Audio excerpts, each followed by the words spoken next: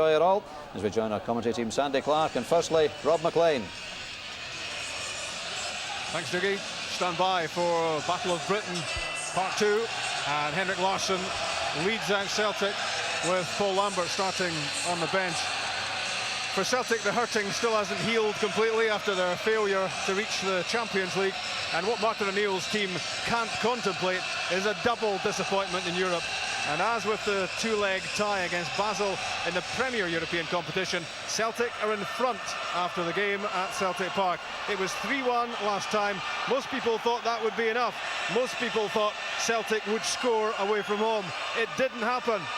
Will it happen this time against Blackburn Rovers, with the Scottish champions having ridden their luck in Glasgow 2 weeks ago to take a 1-0 lead here to Ewood Park?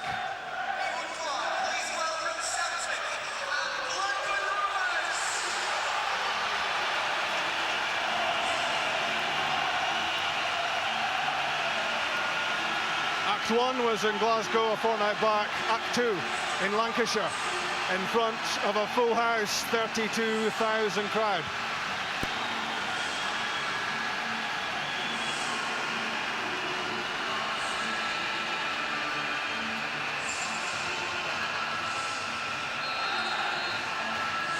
Let's remind you of the two lineups. Flitcroft, Berg, Taylor, all injured for Blackburn. So it's a reshuffled defence for Graham Souness. And what an attacking formation that is, with York and Cole backed up by Dunn and Duff and Thompson, Sandy. Yeah, they're very attack-minded when you look at the team, especially middle to front. But for me, all the weakness, if anywhere, could be the reshuffled back four. Niels Johansson having to be forced to play centre-back tonight. He's normally left-back. But behind them, we've got a very, very good goalkeeper in Brad Friedel. And hopefully Celtic will get past him tonight. He couldn't, could he? Well, he has done.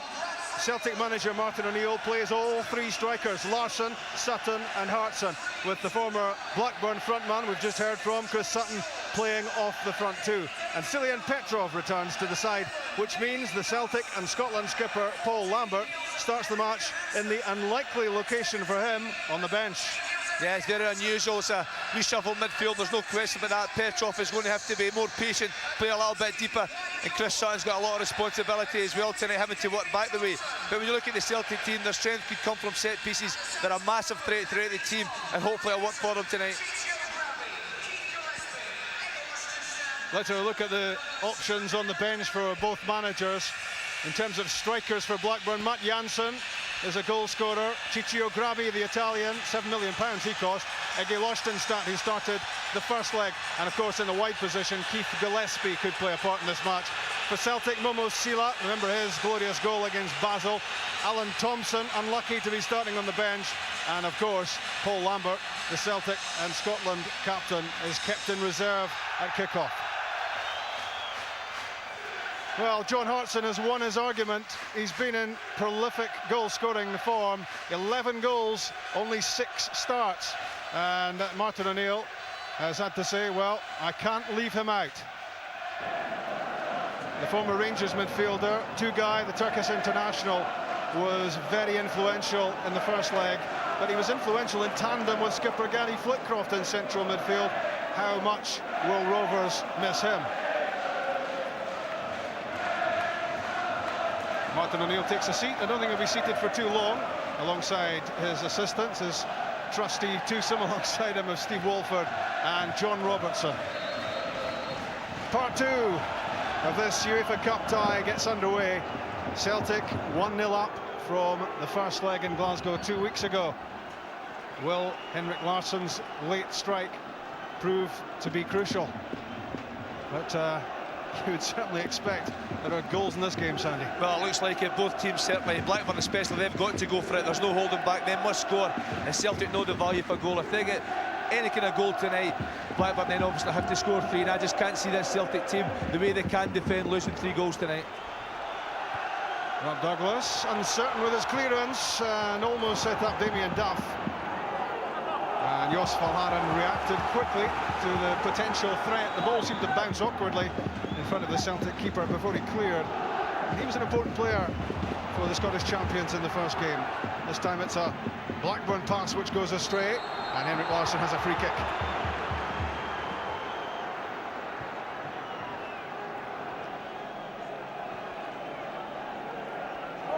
Steve Guppy. Stilian Petrov left out the ton of ice on Sunday after airing his grievances about his contract. Back in the side here at the expense of Lambert. Although you would have to say that Paul Lambert and Neil Lennon were sorely stretched in that first half at Celtic Park. They certainly were exposed in the first half. Celtic maybe playing a little bit deep, and hopefully Martin O'Neill and his team have learned from that. And maybe it's cost Paul Lambert his place in the starting lineup.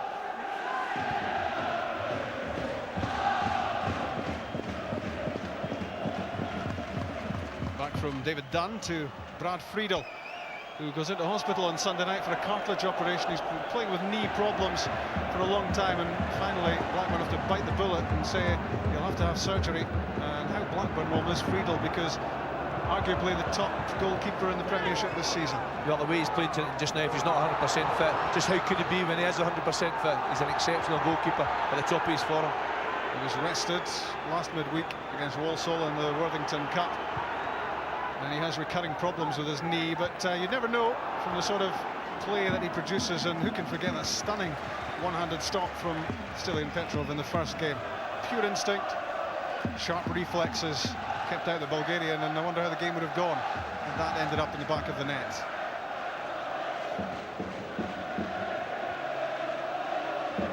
It's a good header from Ulrik Larsson using his aerial prowess.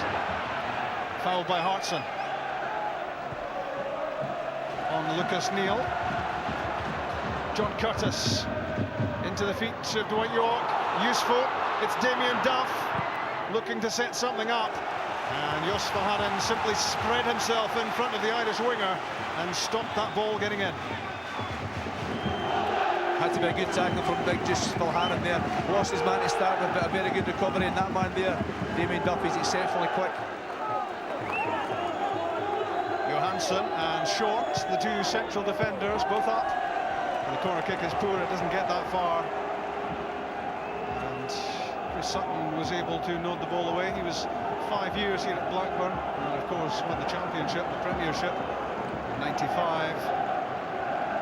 And that potent strike pairing with Alan Shearer.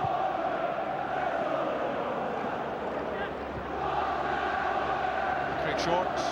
A tower of strength for Blackburn in the first game. Slipped as he played the ball up. Adams clearance. Larsson there under pressure from fellow Swede. Here's Erik Johansson. Blackburn's free kick given against the challenge on Cole.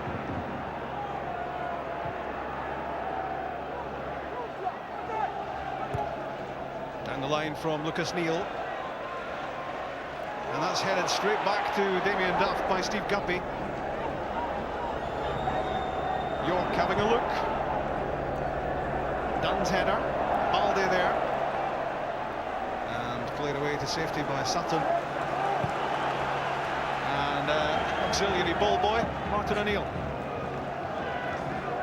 Martin will be disappointed with Steve Guppy there. Under no pressure whatsoever, gave the ball away in a very dangerous area. Cole slipped as he received that throw from Lucas Neal. A fresh air shot from Curtis. Gives Henrik Larsson some encouragement. Sutton for Guppy. It's a slippy playing surface, and already several players struggled with their footing. That could be mistakes, that could be goals. There's a few loss of footing, just as you say there, Rob. But if Henrik Larsson could have looked up there, Didier Gat made a great run down the right-hand side. Celtic haven't been able to work the ball Agat's way so far in the match. Baldy has time, stayed calm, and played the ball off Dwight York for Celtic's throw.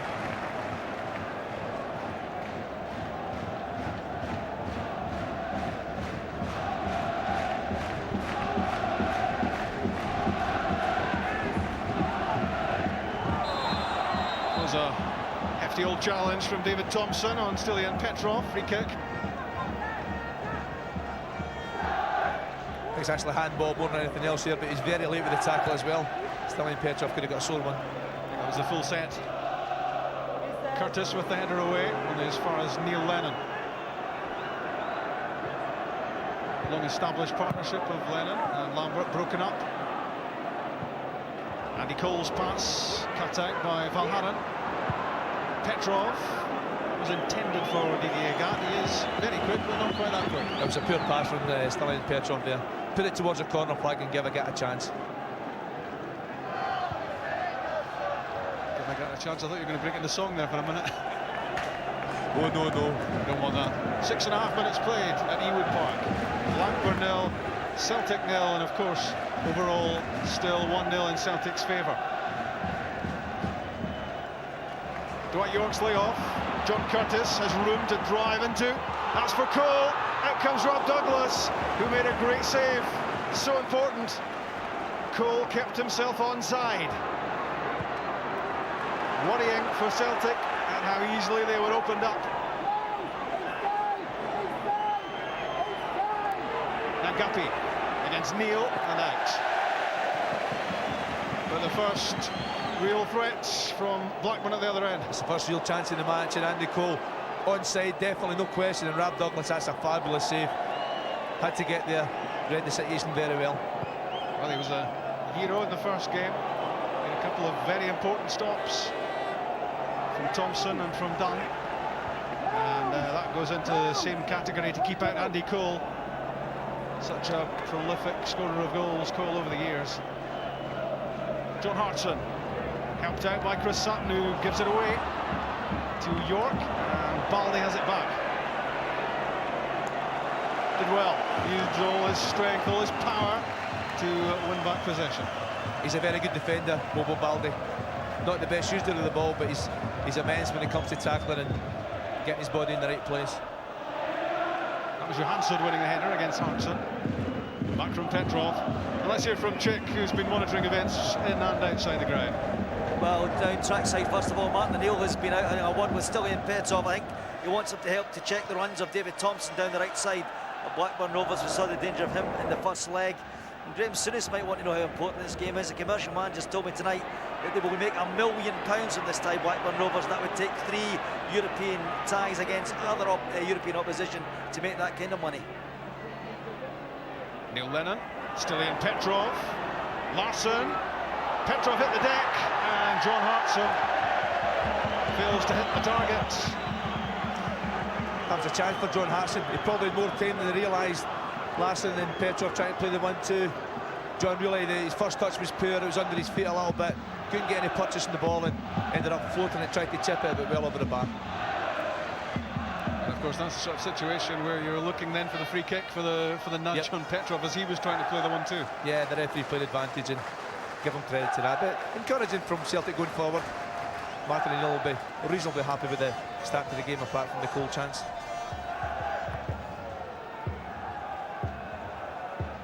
Good play from John Hartson, the target man. Cushions the pass for Gat. Neil Lennon, who scored the winner against Blackburn the last time he played Rovers. That was for Leicester in the League Cup 3 years ago. Chick, you've told us about inside. What about outside? Well, I'm sorry to say it still isn't peaceful outside, Rob. I'm hearing reports that the police have had to force a cordon outside the main stand at Ewood Park to stop the Celtic fans, hundreds if not thousands of them outside, who still don't have tickets, and the police have had to form a line to stop the Celtic fans coming forward towards the ground. Still more trouble out there. And no goals at Ewood Park in the first 10 minutes. Second round, second leg, UEFA Cup. Chris Sutton. Off Hartson to Agat. Worth a crack at goal for Didier Agat, but he looked to be in two minds about what to do. Couldn't make his mind up. It's not a good effort at all from Didier Agat, but the pleasing thing for me is he's getting lots of space down that right-hand side, and as soon as Celtic become aware of it, with the pace he has, he could certainly get into areas where he could create chances. The Italian referee, Cosimo Bolognino. Couldn't be any other nationality, really, could he? Is that not a mean course? Certainly been a decent starter here at Ewood Park.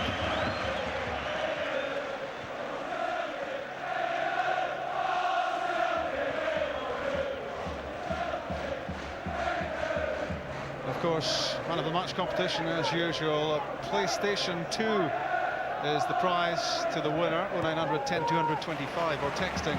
Oh no, there's no texting, I'm told. Just by that phone number tonight. And PS2 player could be yours if you agree with Sandy's selection. That's later.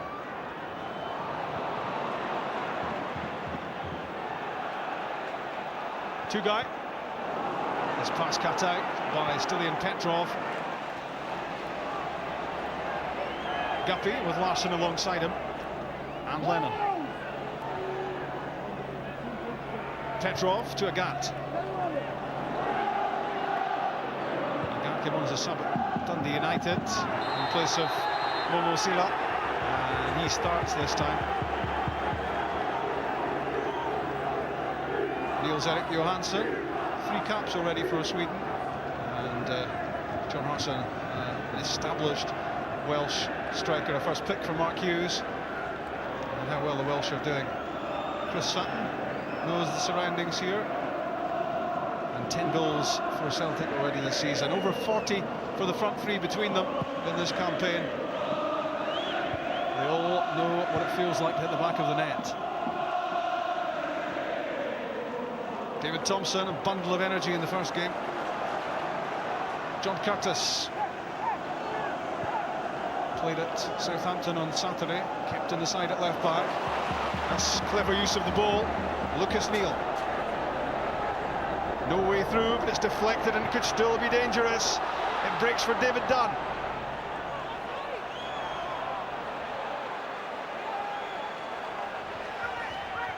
The Australian Neal, straight down the throat of Jos Valharan, but Celtic can't really get it away. It's Thompson, off Petrov. Neal, another chance to cross, and Didier got that away in the nick of time before Damien Duff, who was pouncing, or ready to pounce at least.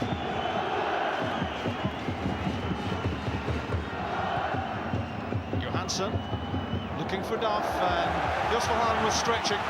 Felt he was fouled by the Irishman, but it's a corner kick. I don't think it was a free kick, just a good ball forward, a good challenge, and Valharan forced into the corner kick. So the 22-year-old Johansson and the 34-year-old Short lend their physiques to this Blackburn attack. Set-piece chance.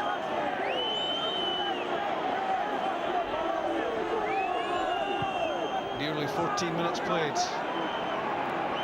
Duff against Lennon. Good hit, good save. Well behind it. Solid stop from Douglas. Had to keep his eye on this all the way. It's nice to see Rab Douglas at top for him. Damien Duff here, willing to take on Lennon.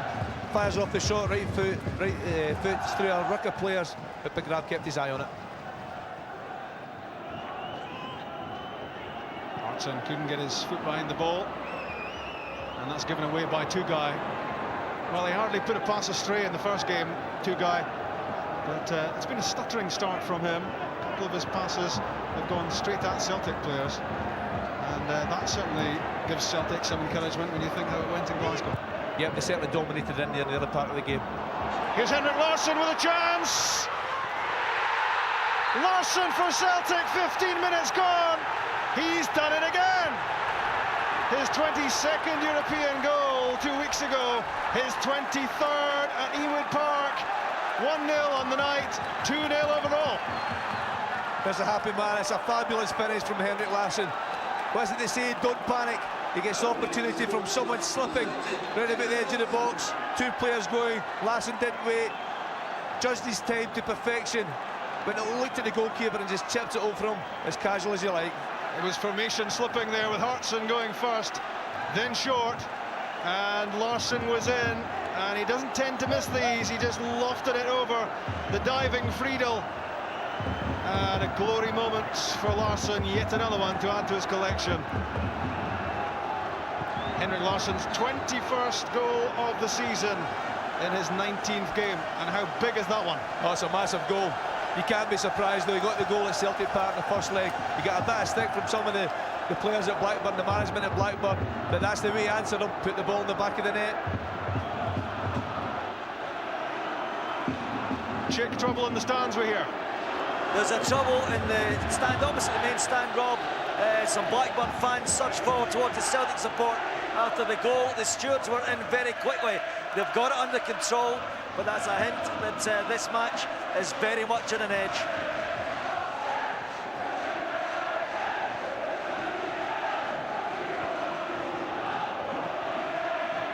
Damien Duff kept out by Valhaden, and Graham Souness now has a problem. 2-0 down, and having discussions with Tony Parks alongside him, because it's the Celtic fans who reckon they now are in the box seat in terms of tomorrow's third round draw. Neil's shot is a good one, and that's another good save from Douglas, because that came through a ruck of players and he didn't see an awful lot of it. Good hands from Big Rab. Seen the shot coming, left foot coming off the right hand side. Got to keep your eye on it. Managed to get there. He's a goalkeeper playing with confidence. And there's been a lot of heavy rain, as there's probably been right around the country, and obviously that's made the top of the surface here skiddy, and we've seen already players slipping and sliding around. That's what created the goal for Henrik Larsson, and that's what makes these saves from Douglas so impressive. The ball skid up all over the place, but give Larsson enormous credit. He didn't hang about, didn't wait. Seen the opening and took advantage. Andy Cole overrun it. Neil Lennon intercepted, and Larsson in again. It's Henrik Larsson, and he doesn't quite get his angles right this time. He is such a threat, and Blackburn is struggling to cope with him. He's so confident, he picks up any loose ball at all. Works really hard to get there. We've just seen the goal again. That's a magnificent finish. That's real class. Top class. There are some who doubt the validity of the claims that Henrik Larsson is world class, international class. A lot of people south of the border a bit sniffy that most of his goals come in the Scottish Premier League. But put him on the big stage, put him in the World Cup finals with Sweden, put him in the top European competitions. He does it everywhere, and it's difficult to doubt the class of Larsson. A goal late on at Celtic Park, a goal early on at Ewood Park. Celtic 2-0 in front overall. And it's the Celtic supporters who are making all the noise. And Martin O'Neill will be, as usual, cautious self. He's hardly likely to be jumping up and down, unlike the Celtic fans. But he couldn't have hoped for a better opening to this match.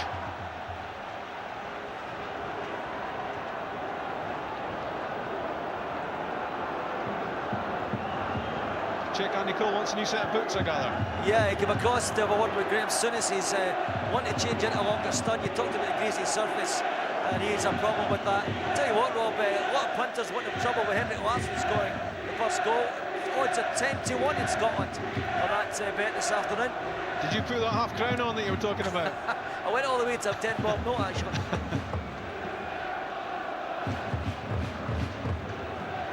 Yeah, 10-1.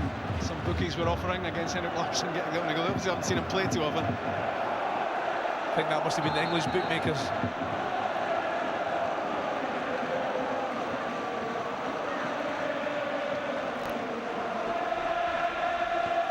Back from Duff to Curtis. Now done. Good challenge, Neil Lennon. Oh, well, surely he got the ball. Neil Lennon pointing to the ball and saying to the referee, I moved it on, I must have made connection, which he did. He did. The referee's got that one wrong. The players went down very, very late, David Dunn.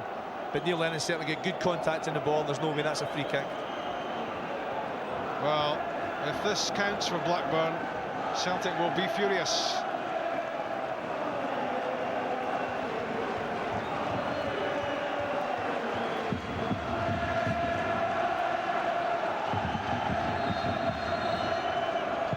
David Thompson, it clipped the bar. So close. And it shouldn't have been a free kick. I thought it may have been a corner kick after the free kick. It's a decent hit. Brad Douglas might get a fingertip to that one, but the important thing for Celtic's point of view, it didn't go into the net, it's over the bar. The former Liverpool and Coventry player, Thompson, outstanding at Celtic Park in the first leg, and showing his menace here again. He may have started in a quieter fashion this time, but that was an explosive hit. And you might quibble about the free kick, you would definitely quibble about the free kick, but you wouldn't quibble about the quality of that hit. from Thompson, which would surely have beaten Douglas had it been just a matter of inches lower.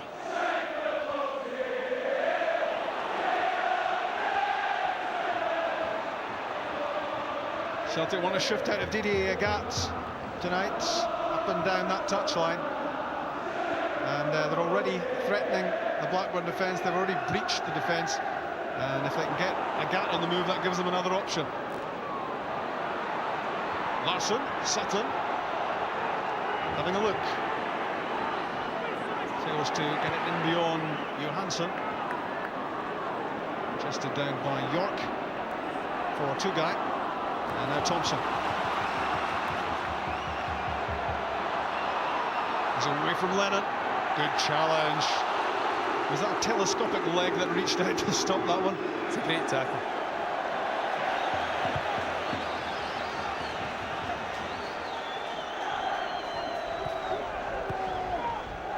We're almost at the midway point in the first half. And if you just joined us, you've missed Henrik Larsson's second goal of the tie. And his 21st goal of another very productive season.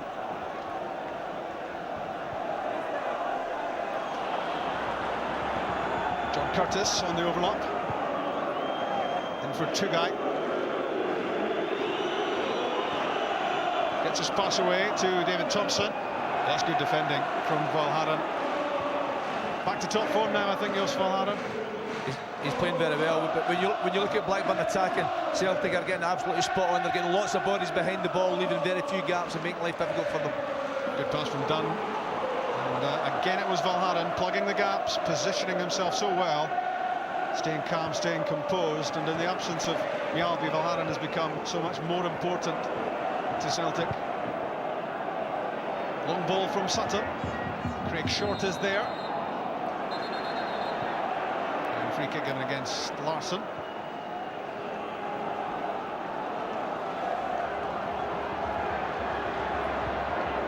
Useful pass for York. But again, the ball gathering pace off the surface. Valde content just to hammer the ball clear. The live football on BBC Scotland goes on and on and on. On Saturday, it's third against fourth in the Scottish Premier League at East End Park. Dunfermline Hearts be with us from 2:15 because you'll see not just the live match in Dunfermline, but you'll see all the other Premier League goals from next weekend as well. You miss nothing on this channel. It's the only place to be for Scottish Premier League football. That's a foul by Sutton. I don't think there'll be too many arguments about that one, not even from him. No, it was clumsy more than anything else, but competitive. And Celtic have got to make sure that they compete for every 50-50 ball. And just a little bit, you just see Chris here, certainly late in Tugai. Nothing dangerous, Major. Chris Sutton leaving his calling card. That's a poor one, poor touch from Damien Duff. Normally the ball sticks to his feet. Neil Lennon, Didier Agathe.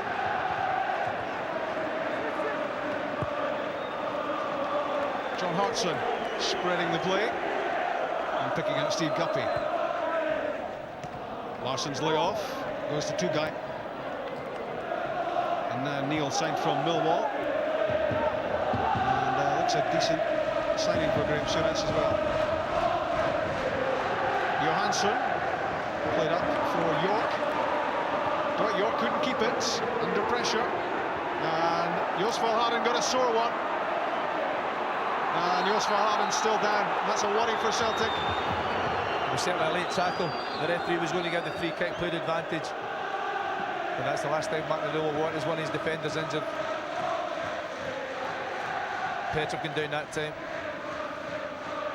That was a free kick, but it was the one before that where Jos Valharan got caught. Stilian Petrov making it public at the weekend that he wouldn't be signing another Celtic contract, but as Martin O'Neill points out, he does have a contract currently which takes him to 2005. There might be time for a little deliberation between now and then. One or two to say the least. He'll be concentrating on football tonight. The plan working for Celtic so far, always a gamble when you do something radical like leave Paul Lambert on the bench and play three centre forwards in your lineup. That's a gamble, but it's certainly working at the moment. But even before the Celtic scored the first goal, the opening goal, they certainly were playing very well with lots of confidence and well in control of the match. Back from Curtis to Friedel. He's been in top form, Brad Friedel, but there was nothing he could do with Henrik Larsson bearing down on him. He did everything he could to stop the ball going in, but it was so cleverly chipped over the keeper by Larsson for the only goal so far. 1-0 in the night, 2-0 overall. But a long way to go. And David Thompson has already clipped the crossbar. Neil showed too much of it to Steve Guppy, who can now roll it down the line for Larsson. A wild challenge from Thompson. It's a hard challenge, but I think it was a fair one, to be honest. But Henrik Larsson, credit for holding the ball up. Nowhere to go. All I wanted to do was win the throw-in. You tried telling him it was a fair one. Henrik sees him coming, don't worry about that. Came off the head of Sutton and out.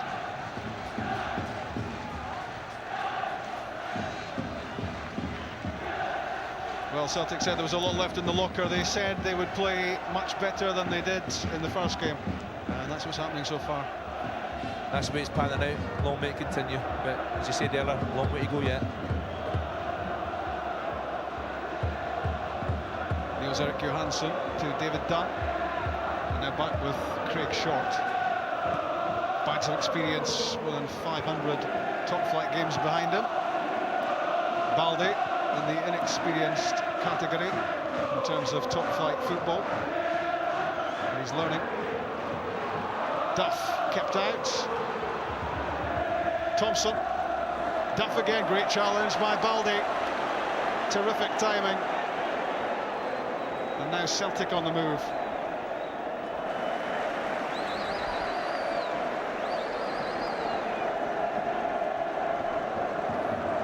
Well, the view from that Celtic technical area must be pretty good at the moment, and certainly the scoreline makes good viewing from Celtic and from a Scottish viewpoint, with the champions of Scotland 1-0 up on the night.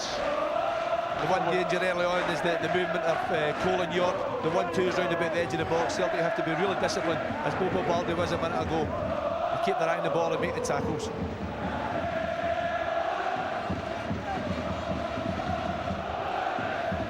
Short to Johansson, the two centre-backs for Blackburn.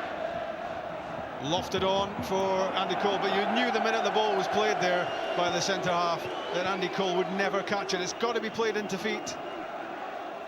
It was too heavy. And as soon as the ball hit the ground, it was only going one place, was to skid off the ground with pace.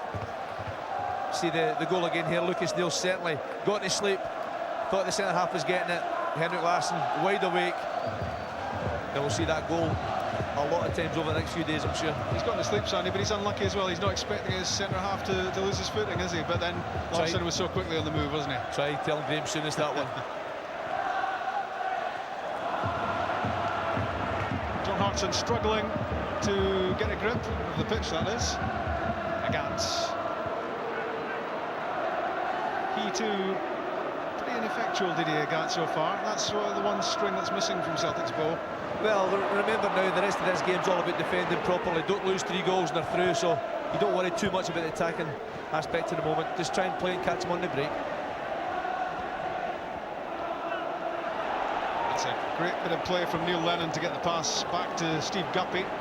He was fouled in the process by the looks of it, but he got the ball away. Here's a Gat. Mulharan's cross, Sutton's flick, and Neil plays the header to Tugay. And then Curtis.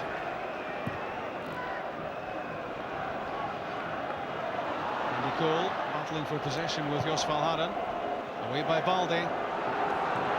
But straight to left back Curtis. More than half an hour gone in Blackburn. You're watching BBC Scotland, the big match. It's the only show in town.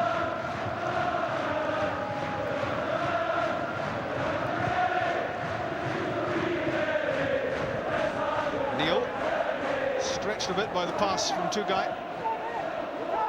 It's short, But look at the closing down work being done by Petrov.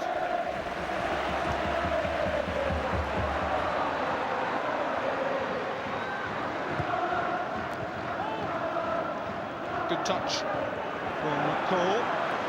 But Celtic pressuring all over the pitch, Andy. They're working very hard. They're not allowing the Blackburn players to run off them.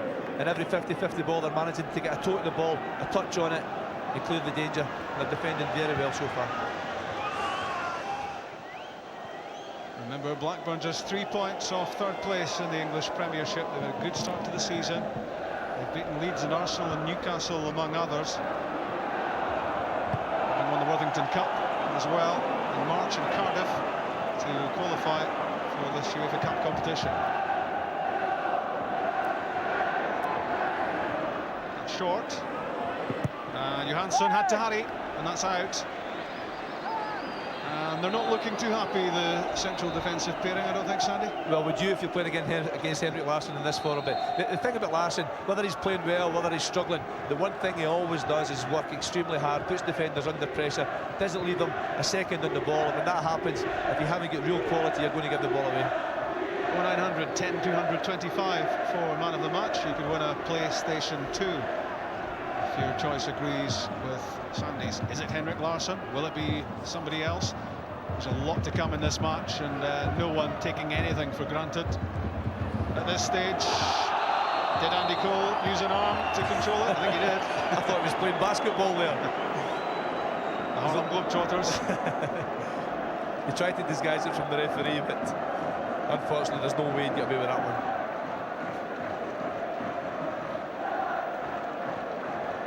Andy Cole has scored 15 Blackburn goals so far. Signed 11 months ago for £8 million. The legend of Jack Walker lives on.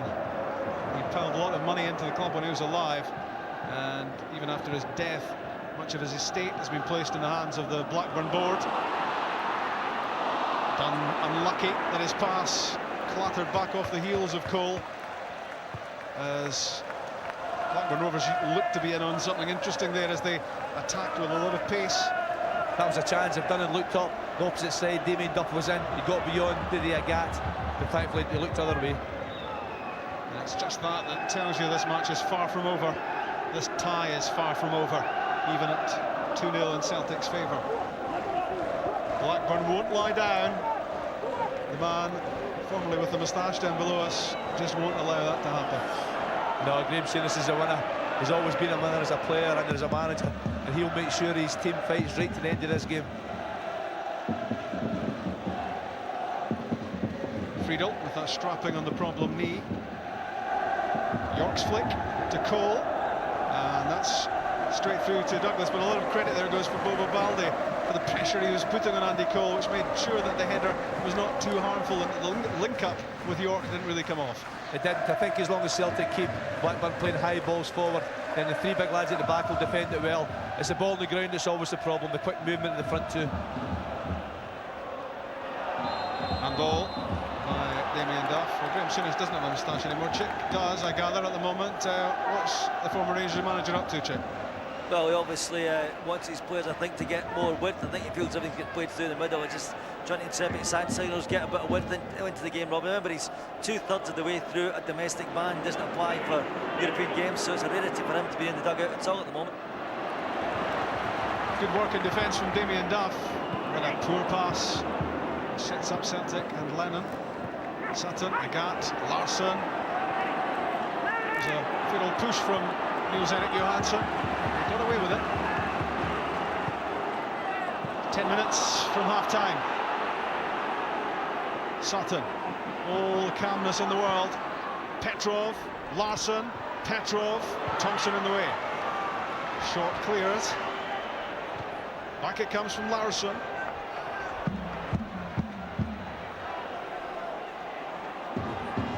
Neil. David Thompson. Chase for Andy Cole.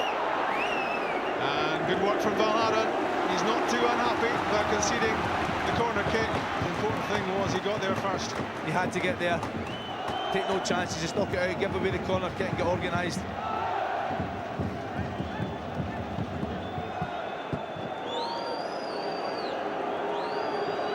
shorts, pushes up into the penalty box. David Thompson's corner kick. Hartson was there, only as far as Dunn. It gets a flick on its way in, and that's a terrific change of direction from Rob Douglas to make the save. Lucas Neal it was who flicked that on. It's a high corner kick right to the back post, not the best of headers. Dunn picking up, also one thing in his mind to hit the shot to the deflection. Rob Douglas, right place, right time again. And he changes feet, and that's more difficult than it actually looks. And I think Chick Martin O'Neill was pointing out the dangers posed there by David Dunn's positioning. Well, I certainly heard from here when the corner was getting lined up. He was screaming at someone to come and pick up Dunn at the edge of the box. It was totally unmarked. Martin O'Neill, if they didn't hear him, I think everybody else in the crowd did. The shot from Dunn, the flick from Neal, and again it's a good solid first half from Rob Douglas, and that gives confidence right through the team to Celtic if they think their keeper's in that sort of form. And you've got him putting up a solid shot at one end, and Henrik Larsson always likely to score at the other, and then you've got a pretty good combination. Yeah, they're strong right through the team. The three central defenders, they miss Mial, but there's no question about that, but they've now got a very good understanding, and the three of them do defend well. Magnus Hedman also still out injured. 2 Swedes on the casualty list at the moment, and he will certainly be competing for the goalkeeper's jersey when he's fit again. Hedman, he wasn't bought just to sit on the bench all the time, but Rob Douglas looking as if he's up for the challenge, and he wants to play because he wants to keep his Scotland place as well. Well, if Hedman wants in, he's going to have to, when he gets a chance, if he gets a chance, he's going to have to play really well, because big Rob Douglas, for me, he's made this position the #1 at Celtic his own. Flick from Cole. There's Dunn, aimed at Duff, and good defending by Didier Gagat.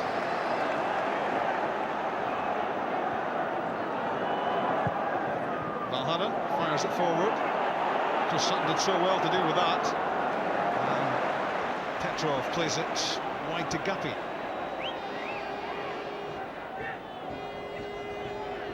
Petrov, Lennon, evading the challenge of David Dunn, who flung himself in. Valhaden, good pass. Sutton, back from Larsson. Jos Valhaden has joined the attack, and Celtic have a free kick for the foul by Tugai on Sutton. It's a free kick, it's a late tackle, but just before that, great inter-passing from Celtic, moving the ball all over the park. Good play, keeping the ball, making life really difficult for Blackburn. In lots of ways, very similar to the first leg at Celtic Park, where Blackburn could keep the ball. Well, on this sort of surface, it might well be worth a crack at goal, even from long range like this. Rebound possibilities. Everyone back for Blackburn. Stilian Petrov lines himself up, and he got a fair bit of power behind it, but David Dunn was right on him as he pulled the trigger, and it went well wide. It was well wide. David Dunn, give him credit there, putting Stilian Petrov under lots of pressure. Couldn't really look up, couldn't really find the target, and snatched it a little bit.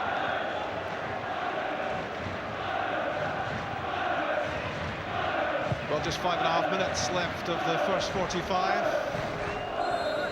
plus any stoppage time to be added.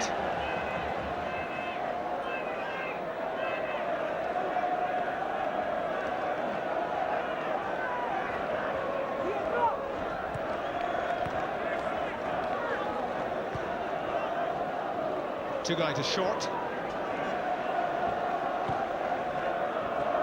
That's for Duff. Knocks it down for Cole. And he was caught.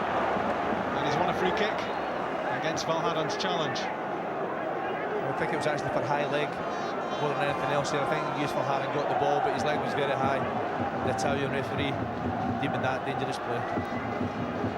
Well, this was just the position from which David Thompson struck the bar earlier in the first half.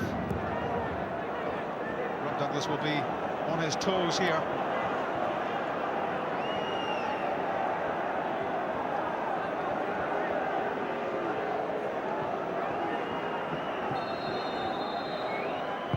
It's Thompson, it's Douglas, and a good punch. Took the right decision. He had blue and white shirts all around him there, and decided to take the safety first option, and got good contact. It was a variation of a free kick, wasn't it? Tried to catch Celtic out. Big Rad made his mind up, decided to punch. and cleared it.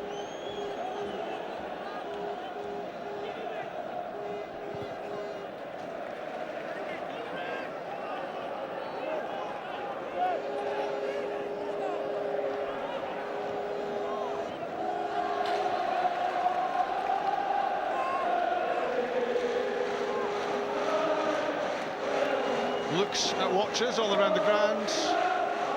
Nearly 41.5 minutes on the clock. Blackburn throw this time. The next 5 minutes or so are so important to Celtic now. Don't lose a goal before half-time. Get to half-time, get in front, or 2 goals in front, and it'll make life so much more difficult for Blackburn's second half. Lovely touch from Larsson, releases Petrov. Two-guy, not for the first time giving the ball away. And that's credit to the pressure he's being placed under. Thompson's header finds Dunn. Back to the tiny Thompson.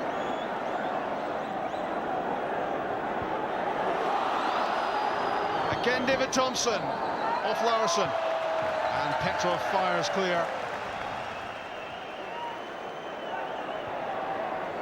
He was a threat in the first leg and nothing much has changed. Thompson, for Blackburn, looks the man most likely to hit back. He's a good footballer, he's very good on the ball, he's very, very dangerous. Looks as if he can hit a shot, and also very creative. As I said earlier, Celtic have lots of bodies behind the ball and willing to throw any part of their anatomy on the road to make sure he stays away from that goal. Two guys pass intended for Andy Cole. He's stretched out, tried to get a touch, tried to kill the ball.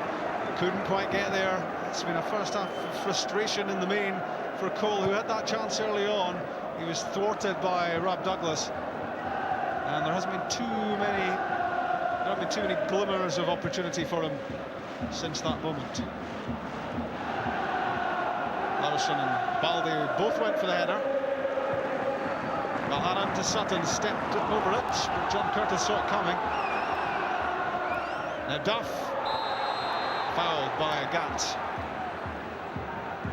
That's a good free kick to give away. It's a dangerous area.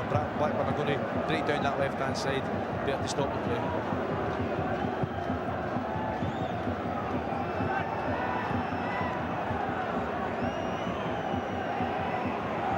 Curtis. Duff to Tukai.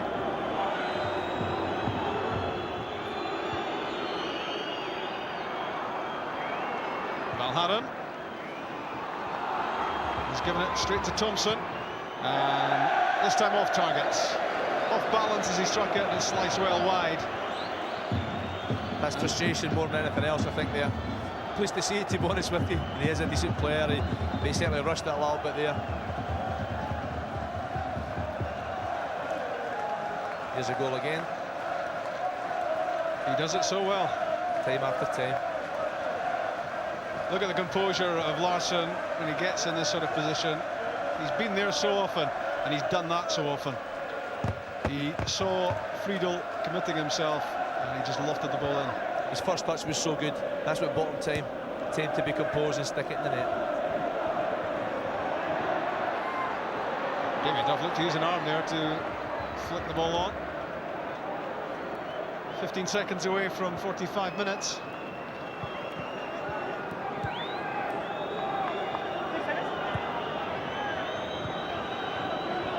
Andy Cole dropping deep to pick up possession.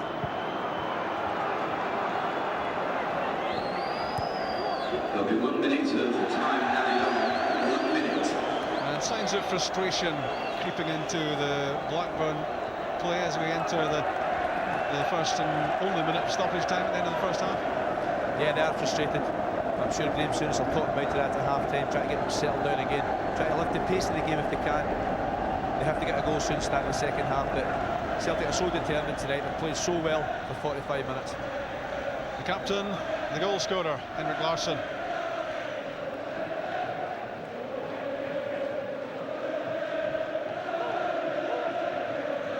It's nearly time up.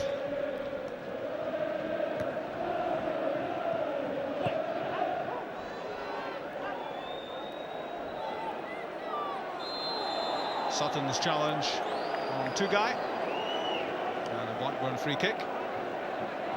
Will there be time to take it? I don't think so. That's the first half, and what a first half for Martin O'Neill and for Celtic. Henrik Larsson's goal, added to his late strike at Celtic Park 2 weeks ago, means that Celtic now have a 2-goal advantage with 45 minutes left in the Battle of Britain. Blackburn 0 at Ewood Park, Celtic 1. And what a difference. Jackie, I'm guessing that dressing room in there must be pretty happy with the show so far. Yeah, I'll be happy. Obviously, getting the away goal is a big bonus for us, but you know they'll be determined to keep it going in the second half. Yeah, you take nothing for granted in this game, but it would take a mighty effort from Blackburn to get 3 goals in 45 minutes against Celtic. Bobo Baldé for me has been magnificent tonight. Yeah, he's been excellent. There's a few good tackles in there, especially last man. But it's one they have to keep their toes. They've got good strikers in there, and they're dangerous. So what kind of message will Martin O'Neill be giving to the players?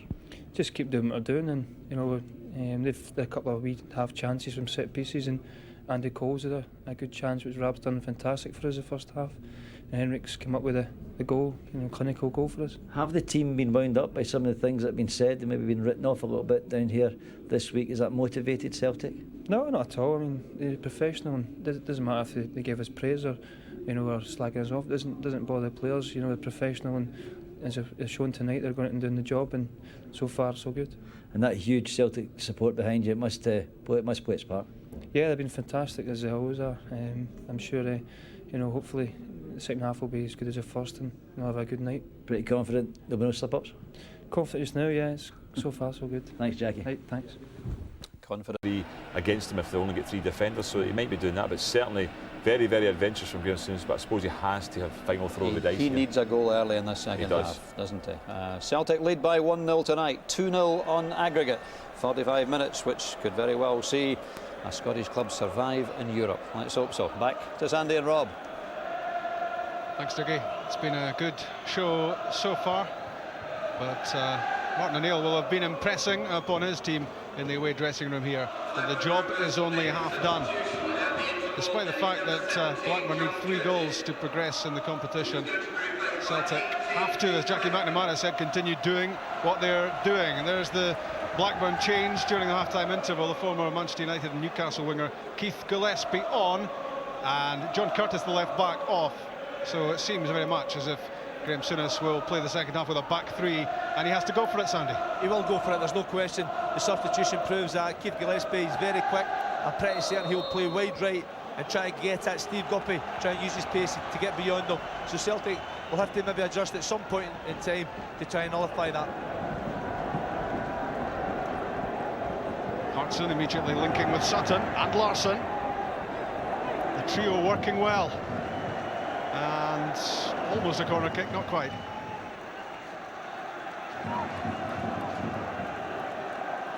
Spun the wrong way off the corner flag. But immediately the front 3 linking up, and as Blackburn wonder how Keith Gillespie will prosper. Do with some magic from him. Alharen's throw. Headed clear by Johansson.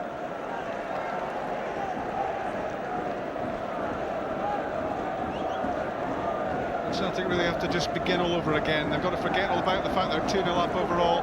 They have to continue to try to play the way they've been playing tonight, Sandy, so far. Play to their normal system, their normal style. Don't try to change. Do what they're good at. Defend well, hit the break, and play good passes. And that's an early encouraging sign, with Didier Agat doing good work to win possession for Celtic.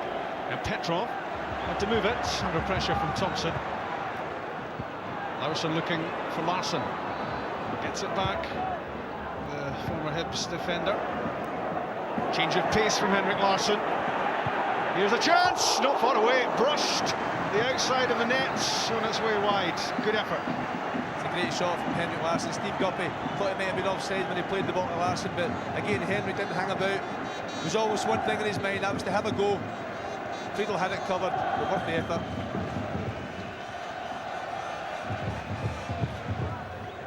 Far away from Larsson, who's career tally for Celtic now stands at 178 goals from 224, or that should be 223 and a half games, because this one's not finished. It's not bad, is it?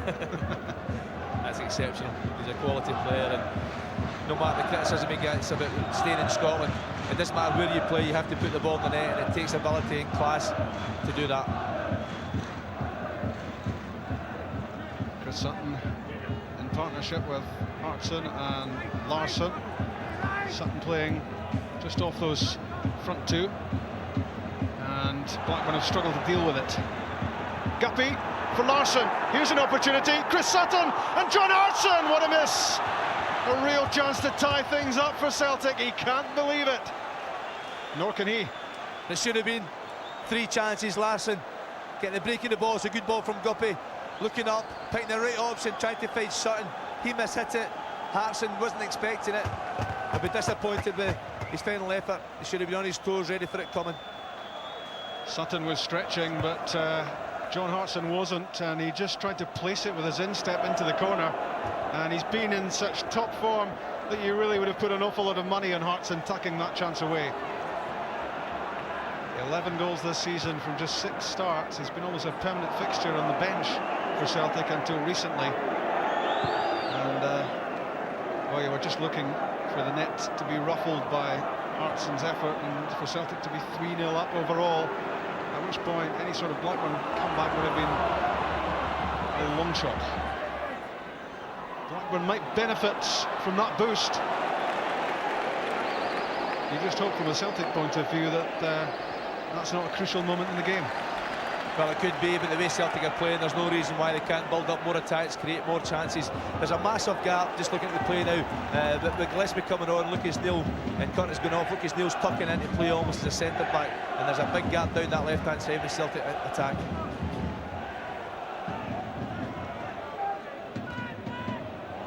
That was Dwight York, so he is on the pitch. Gordon in the studio, I think he was wondering if he was actually out here. And good first touch from Graham Souness as well, and not a bad second touch either. For 5 years he was the Rangers manager and won 4 titles in that time. He's used to success, and he's building a pretty impressive team here at Blackburn, although at the moment having to play second fiddle to Celtic. And that was out, despite Henrik Larsson's best efforts.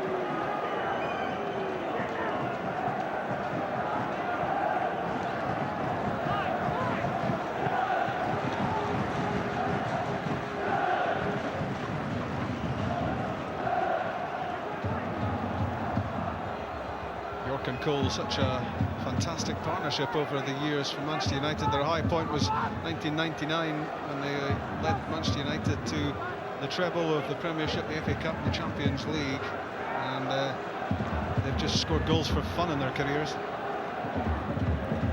Celtic have a pretty tight rein on them at this moment. The 2 strikers for Blackburn look very despondent at the moment. They don't really have any belief that they're going to get anywhere. Good running from Didier Agat, very direct and enticing Niels-Erik Johansson into the challenge, and free kick. You can see Didier Agat growing in confidence the longer the game goes on. Lots of composure there. He's very good at running at people with the ball. Ulrich Larsson has it back. Driven into the feet of Sutton. Good layoff. Henrik Larsson peeling out wide. Having a look at what's on. Sutton coming back in for it.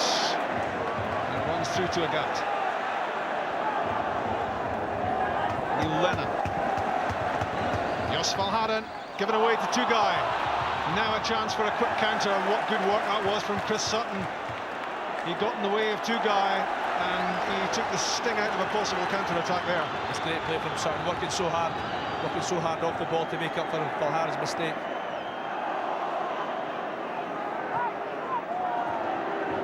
Larsson teasing and tormenting the Blackburn defenders. And Bobo Baldi winning that battle with Dwight York, who really didn't want to know.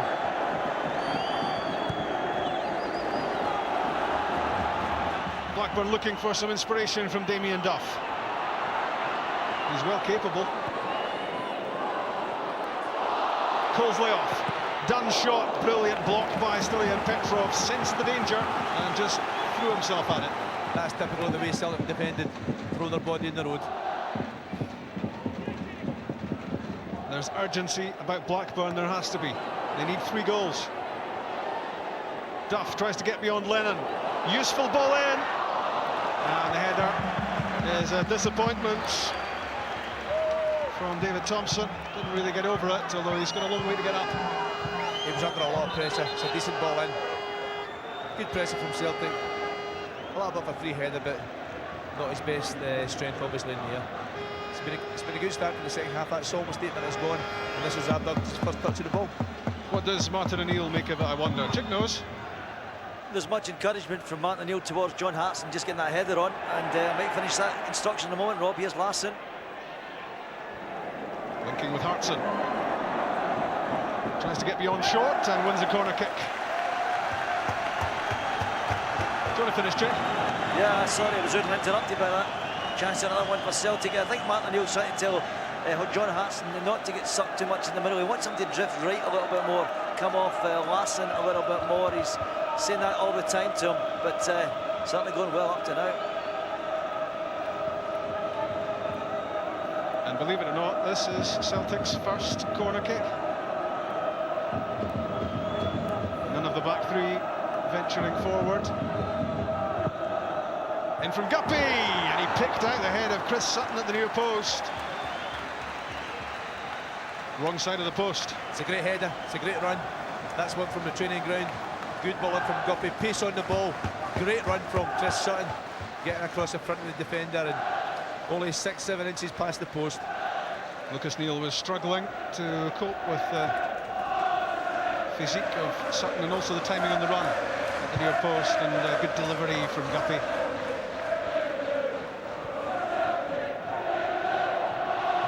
Here's Dunn for Duff, and the pace of Didier Agathe means he's never likely to get caught out in terms of pure speed.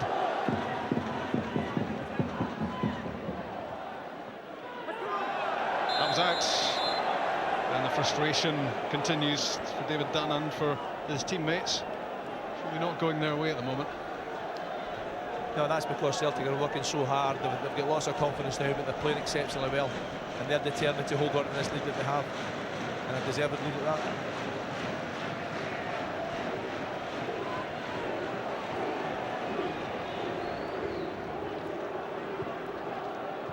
Gillespie to Dunn, 2 guy, Andy Cole, here's an opportunity, but he's offside, it won't count. Even if it had gone in. Ulrich Larsson was there, but the flag was up.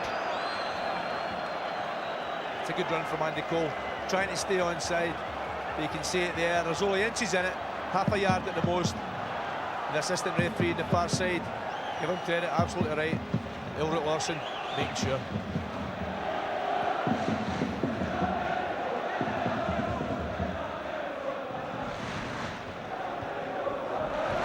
One of the frustrations for Graham Souness is he hasn't been able to play York and Cole and Duff often enough in the side. And this is, I think, the first time they've been together in 3 months. It might be the last time they played tonight. He's got to be disappointed with his front 2.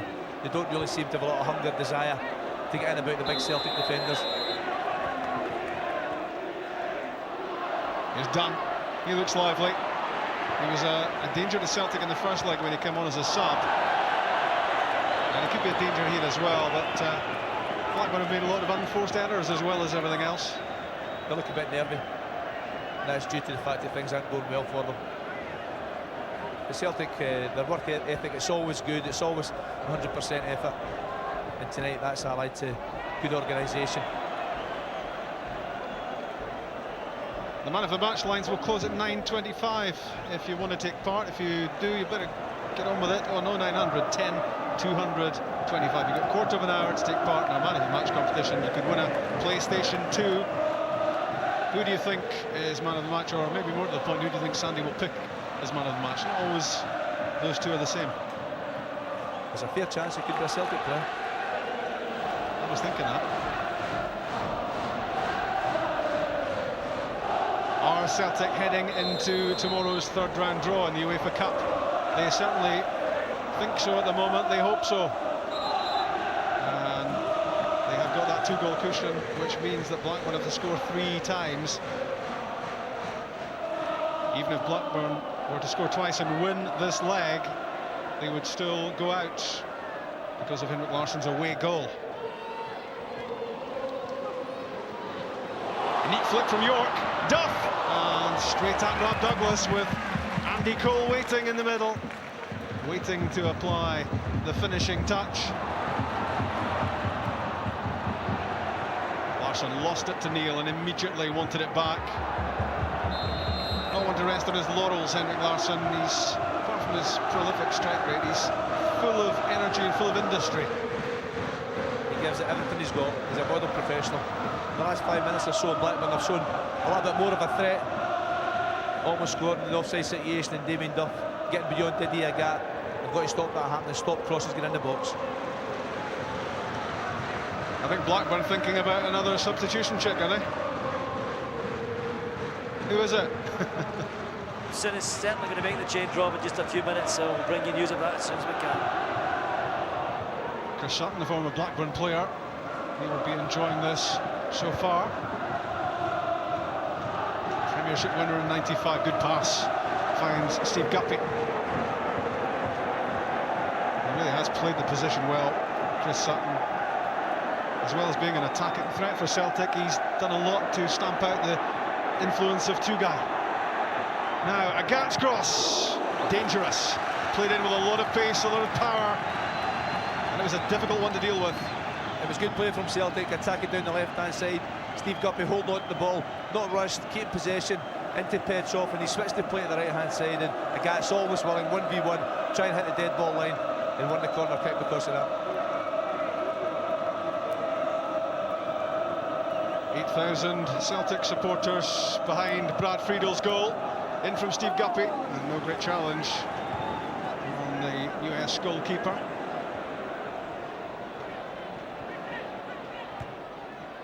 Hooked away by Lennon. It was short. Cole to York. This looks promising for Blackburn with Gillespie. Trying to get beyond Larsson, and what a waste for Blackburn. Poor delivery, and Andy Cole's facial expression tells all. It's a chance. Gillespie, acres of space, he's got good pace. Taking Larsson on the outside. He should really go across in front of the goal, try and hit the back post if anything. It might get a deflection. Went for the near post. Rob Douglas, I think, had it covered anyway. But that again, that's a poor effort from Blackburn.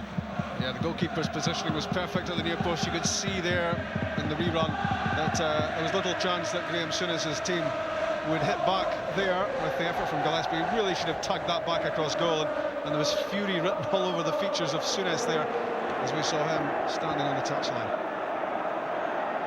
Steve Guppy, that's useful, and it was awkward for Brad Friedel. He had to adjust in mid-air. Corner kick. It's a good touch from the goalkeeper. Guppy, good play again, testing Gillespie's defensive qualities.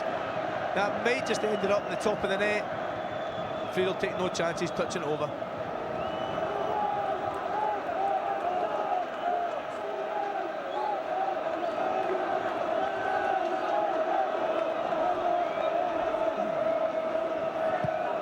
Still in, Petrov fires in the corner kick, and John Hartson, if he'd made up a little bit more ground, would have been able to stroke that into the net unchallenged.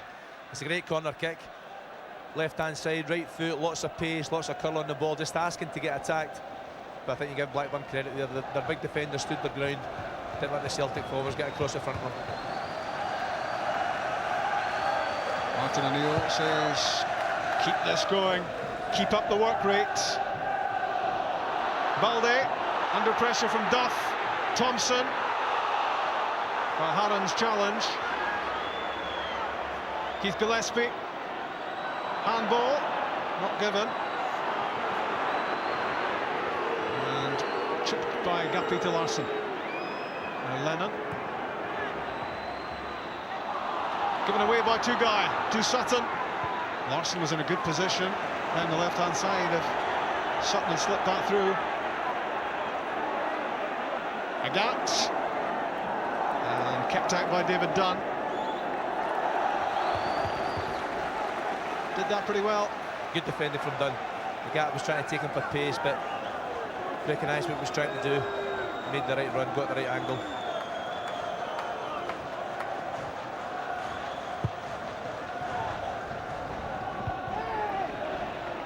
Neil Lennon on the end of Grant Friedel's kick out.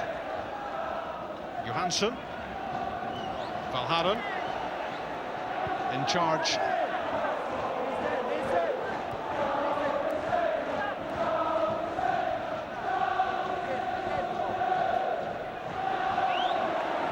Gillespie's pass, Andy Cole's run.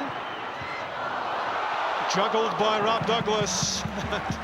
And he held it before the follow-up Blackburn players could get there. I thought it was offside here. If anybody is Didi Agat that's playing him on, but Cole wasn't hanging about.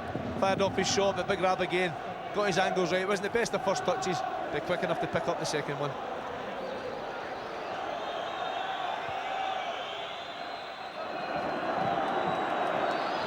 John Hartson making life difficult for Lucas Neal.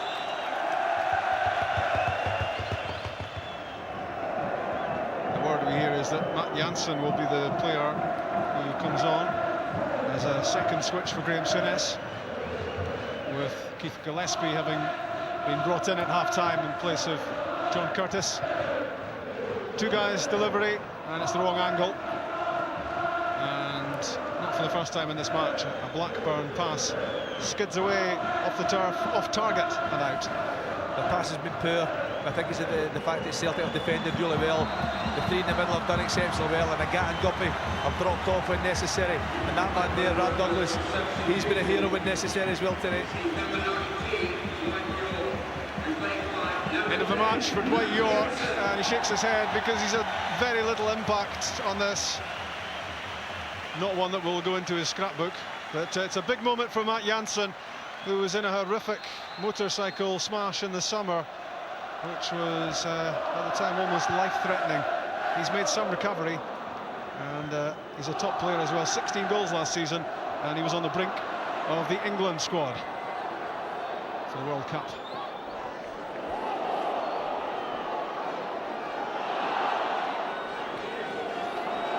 Here's David Dunn, equally at home in central midfield or in the wide areas. Two-guy strokes a pass out to Keith Gillespie. Cruises past Steve Guppy, now needs a good ball in, and it's not a good ball in. It's right down the throat of Rob Douglas, no challenge on him, and again Gillespie is a disappointment. It's a poor delivery. His pace got beyond Guppy with ease. It acres of space to pick a Blackburn player out, but threw it up high and big grab. Food and drink to him.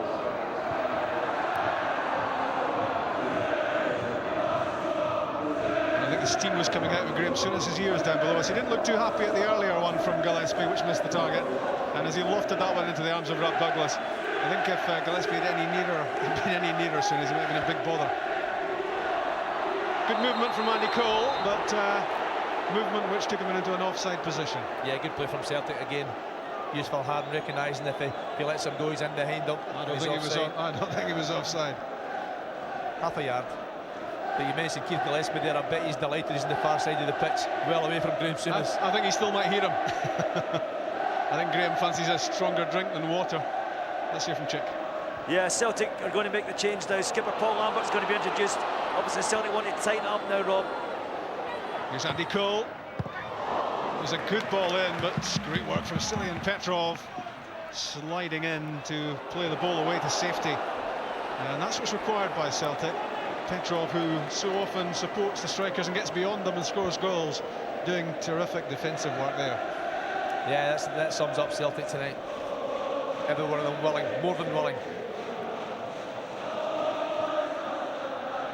So Paul Lambert will be introduced shortly. But Blackburn could be in further trouble. Larsson to Guppy. And another corner kick for Celtic. I think John Hartson might be the player to give way as Paul Lambert comes on. He's not a bad sub, is he? Paul Lambert, experienced player, the type of player when he comes on tonight, he'll manage to hold on to the ball, keep the shape. And Celtic wouldn't be weakened with him coming on. Petrov's corner kick! And Chris Sutton surely seals Celtic's place in the third round of the UEFA Cup. Back at Blackburn, which was his home for 5 years, he's struck Celtic's second goal of the night. It's 3-0 overall. Surely now, no way back for Blackburn. That's it, it's all over. What a magnificent goal from Chris Sutton. It's a great corner, Stanley and Petrov. Real pace again, right-hand side. Sutton getting across his marker. That ball's only ever going to end up one place. That's the back of the net. He missed one a few minutes ago. No way was he missing this one. Blackburn didn't take the lesson. Brad Friedel has got quick reflexes, but not quite quick enough to deny Sutton his moment, his 11th goal of a very productive campaign. Larsson and Sutton have Celtic 2-0 up, 3-0 overall, and Celtic surely marching on in Europe as Paul Lambert, the captain, joins the fray. Celtic deserve that, no question. The whole game they've played exceptionally well, look really dangerous going forward. Stuck the ball in the net twice, can't ask for any more. And it was John Hartson who went off amidst all the celebrations following that goal. A flashing header from Sutton, brilliant run, well picked out by Petrov, and even the amazing Friedel could only push the ball up into the roof of the net. Blackburn now looking well beaten. But Celtic will want to keep the gloss on the performance. They won't want Blackburn even pulling a goal back. Well, that's right, Rob Douglas will want to keep his clean sheet. It's important to goalkeeper. Defenders won't want to lose anything. And this whole team are so determined. They'll want a right good result tonight, and they could add to it. Because as Blackburn push forward, trying to get something back, there are holes appearing. And Henrik Larsson not too far away from that cross from Sutton. Sutton really shouldn't have played that as early. Larsson, if he just delayed the pass into the box, just maybe a couple of seconds, I'm pretty certain Henrik Larsson would have got across the front of Johansson. Just didn't really give him a lot of chance, but when we see the goal again, Lucas Neal, Sutton's lost him. That's a great header, just gliding off his head. The pace in the ball from Petrov made it easier for him. It's a great finish, goalkeeper no chance. Not a happy night for Lucas Neal, who was caught out by Henrik Larsson at goal number 1 and beaten by Chris Sutton for goal number 2.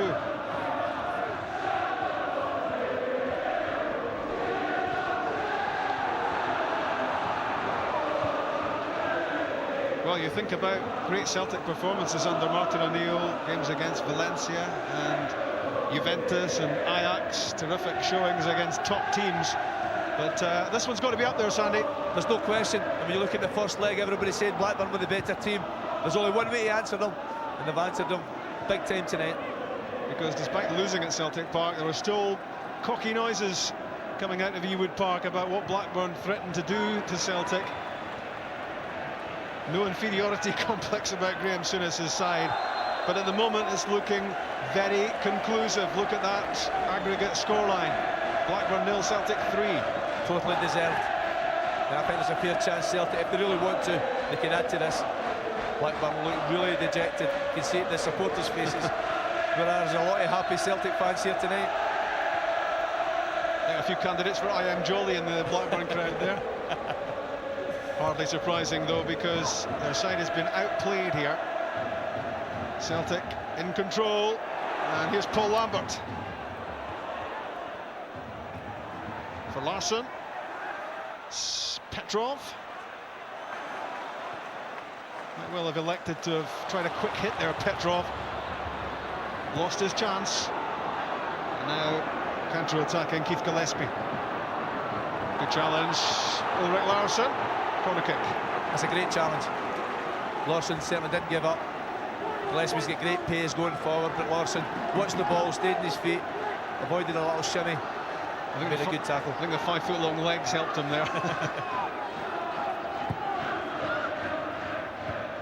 Short header, And Rob Douglas touches the ball round the post, and he was under a fair bit of pressure there as well.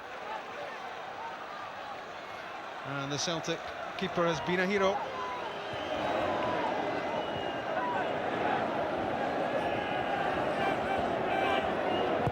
Duff's cross charged down by Chris Sutton. Didn't quite know where it had gone, but the important thing was he got in the way of it. Sutton's been incredible today. He's worked all over the park, middle of the park, back defending and scoring goals. Duff's throw. Did he get there? And who's hearing about up front, trying to get on the end of it? Henrik Larsson. That was out. Well, he's got to be happy, hasn't he, Martin O'Neill, with what his side has come up with here tonight, and sending out a strong message about the quality of the Scottish champions. Not only will he be happy, he'll be extremely proud. His team have really performed for him tonight. He took all the criticism after the first game from just about everyone. Kept quiet, kept his dignity, and answered them back. Yeah, and what he kept on saying, Martin O'Neill, was, yeah, we did play pretty poorly, and yeah, we were outplayed at times, especially in the first half by Blackburn, but what was the result? But remember, at Celtic Park as well, Celtic didn't play as well as they played tonight. They defended every bit as well. Rob Douglas was man of the match that night, and his defenders in front of him all played well. And they've added to that tonight. They've defended every bit as well, but they've created lots more chances and been much better attacking-wise. That's a late one, David Dunn. David Dunn on the fringes of the England squad. No mentions at the moment internationally for Chris Sutton, but this sort of showing really must or should catch the eye of Sven-Göran Eriksson, because maybe Sutton exemplifies what Eriksson doesn't currently have in the squad. Well, I tell you what, you look at some of the players. Andy Cole played for Blackburn tonight, and compare him with Chris Sutton, and there's no comparison for me. Sutton's attitude, apart from anything else, is better, and he's got real quality. Gillespie lost it, but it, fortunately for him, broke through to Matt Janssen. Duff skips away from Lagat, squares it to Tugay. Too high. Tugay too high. Far too high. It's not a great effort. It's a despondent effort. It's a token gesture to try and get back in this match, try and get a bit of pride back. Never much a chance of any Turkish delight there, I don't think. And talking of delight, none of that in that area either. It's the glums, isn't it? Tony Parkes and Graham Souness. They realise that their European run is over. They've lost to the better team, it's as simple as that. The young Swede did well there against the more experienced Swede. Johansson, the 22-year-old, played that off Larsson.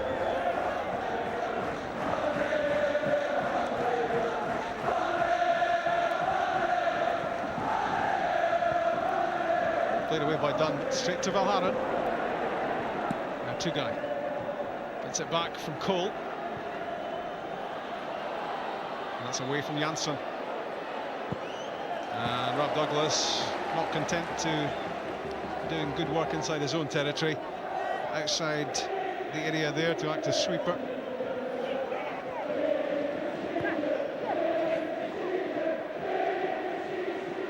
The referee getting in the way of Chris Sutton. Good play from Petrov.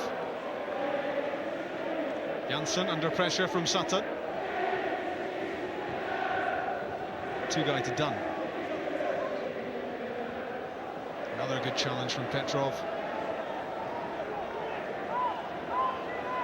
Interesting, the role of Petrov and the performance of Petrov tonight. Not as showy as he sometimes is, not so obvious as he sometimes is in his contribution, Sandy, but he's done an awful lot of work. He's been asked to keep the shape in there, do the holding role in the middle of the park beside Neil Lennon, and he's shown he can do that. Thompson's shot charged down by Lennon. And Guppy plays the ball forward for Henrik Larsson. And again, he's asking big questions of Craig Short. Chick. Well, it's nice to hear you complimenting Stilian Petrov, because I think he's about to be hooked. Alan Thompson's coming onto the park. Indeed, it is Stilian Petrov. Obviously, Martin O'Neill's almost got a live link to you guys. It's usually the man of the match nomination that does that. So a great show from Petrov. Done well on his return to the Celtic side, and gets a hug from Martin O'Neill. He would have got a hug round the throat, I think, on Sunday morning as Martin O'Neill read his papers. But Alan Thompson is on as Petrov's replacement. Petrov will be a little bit disappointed, but I think Martin O'Neill's maybe just making a point. You know, there's been a slight disagreement, obviously. Well, he's played well tonight. The game's over. And Martin's just maybe saying, listen, I'm in charge, I'll decide. Celtic so much in charge here, so much in control. They must be loving the moment. And a good run from Paul Lambert. Receives the pass from Agat. But his cross doesn't really ask too many questions of Brad Friedel. But it was terrific running from the midfield, and it's a long way back. Yeah, I'm sure Paul Lambert will get back. Balde's header. Neil Lennon trying to get there for the knockdown. Cole. Gillespie. Alan Thompson got in his way. Right at the edge of the area. Keith Gillespie hopefully pointing inside the line. It was close. In fact, it was inside. Yeah. It's a break for Celtic, really. If it was a foul, it was a penalty. Yep. I think Celtic have to be careful at the moment. The game's a little bit stretched for me. They're going for the third goal instead of just being nice and solid and don't give Blackburn any room to get back in.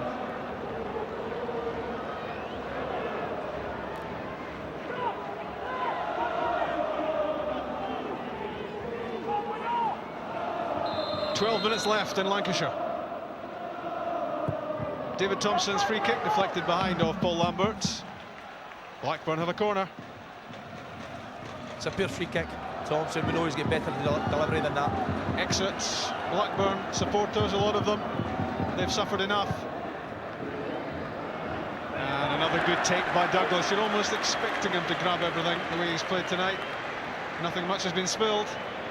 He's played very well. That's 2 games in a row.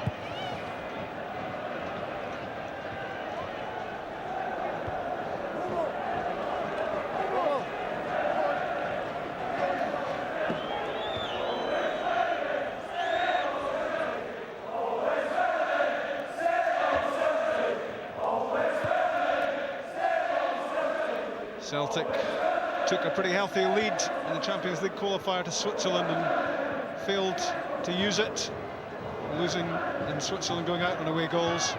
But they've never looked likely to make that same mistake in Blackburn. They've been in charge right from the start. They've been positive and purposeful, and they've pounced at key moments to make sure that Blackburn would be closed out.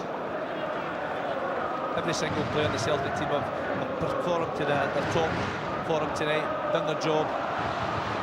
Good run from Craig Shorts, out of defence.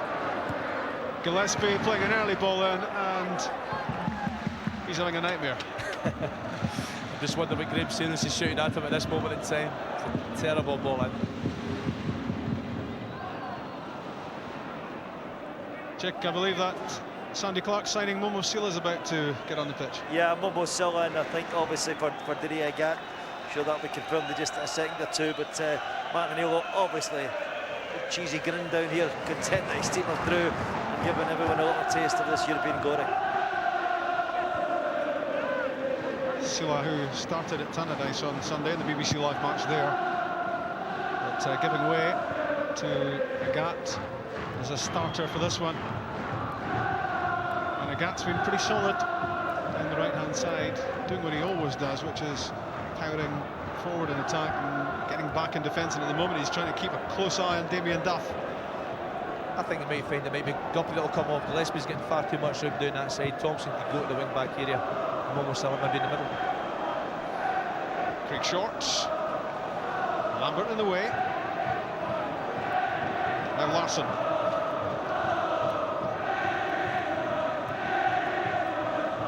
Agat to Chris Sutton. And the pass misses out on Lambert. Back goes Valharan. He's turned in another very tidy performance.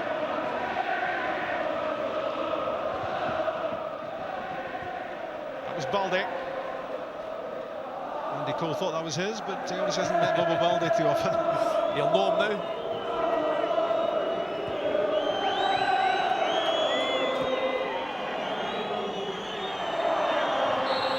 Free free kick to Blackburn. Given against Jos Valharan. Trying to take it quickly, they'll have to come back. Momo Sila is at the touchline, ready to come on. And it is to be a straight swap down the right-hand side. Agat off, Sila on. And Agat, who was quiet early, but he made a useful contribution, Sandy. Yeah, he's played well. As we said, he grew in confidence as the game went on. I'm a little bit surprised that Martin's taken him off, to be honest with you. But Momo will come in, he'll slot in for the last 8 or 9 minutes in the match and won't let anybody down.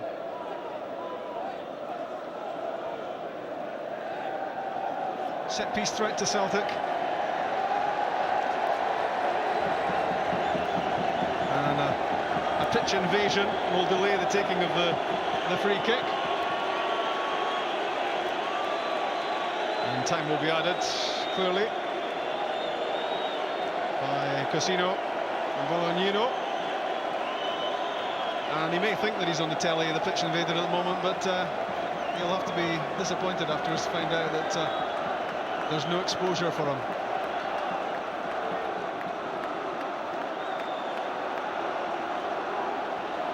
Well, that's him hustled out of the game. And we can get on with this free kick.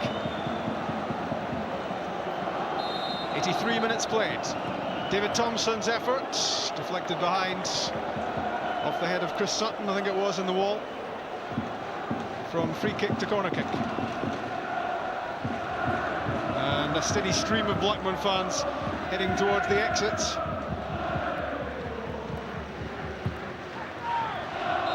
And that was out before it was in. And it's all fizzling out for the home team. Yep, it's gone. The Celtic deserve all the credit.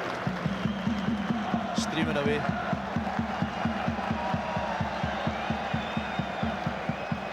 We might have just the Celtic supporters left shortly.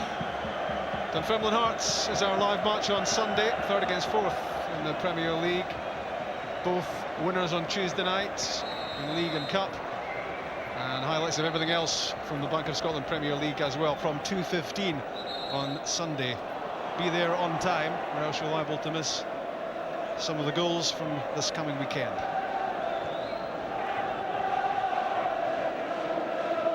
David Dunn. David Thompson, no way through. Two-guy. Here's a chance, and, well, story of the match, really, for Blackburn, as David Dunn fires over the top. That's a great chance. Graham Souness, you can see the disappointment in his face. They get the break of the ball here, but they're just not going to score. Bobo Baldi put him under a little bit of pressure, but didn't hit the target.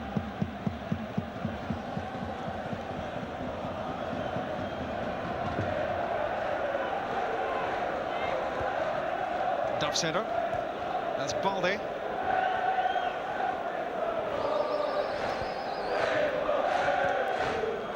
Johansson for Cole.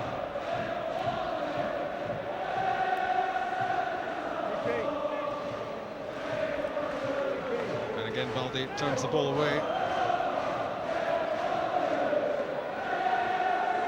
Chris Sutton, absolutely immense for Celtic tonight. Who's your man of the match? Well, I tell you, there's a few contenders, Rob, but you just mentioned there, Chris Sutton's been immense. Brad Douglas has played well. Useful Harn at the back's been incredible. Henrik Larsson, a priceless goal again. But that man there, Chris Sutton, he has been different class, different positions tonight. Worked so hard, real quality. I like to hard work, makes you a good player and a great goal. And I think this sort of showing on English soil must surely alert Sven-Göran Eriksson to the fact that he must be worth a look at the very least. He's got to be. They're better players down here. I don't really know where they are. Foul on Sila. Free kick to Celtic, and all the time the seconds frittering away, and we're heading fast towards full time.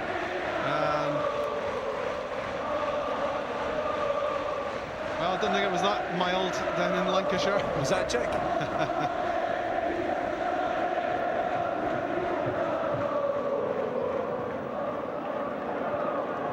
Steve Guppy and Chris Sutton, Alan Thompson, I should say, is offside. And still, the Blackburn support is reducing dramatically.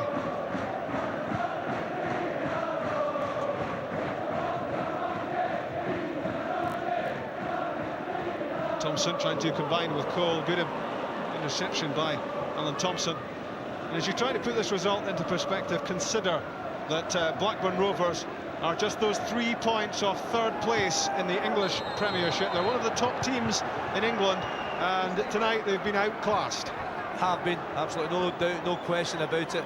Celtic thoroughly deserving the victory. That's the first yellow card in the night. It's a late tackle. Ulrich Larsson is always getting there first, and that's a dangerous one. Lucas Neal. And if Blackburn had made progress, Lucas Neal wouldn't have played in the next round, because that's his third yellow card in European competition this season. But I don't think it need concern him this particular season. I've got to say, Rob, the referee's had an exceptionally good game tonight. Italian Bolognese was that his name? Something like that.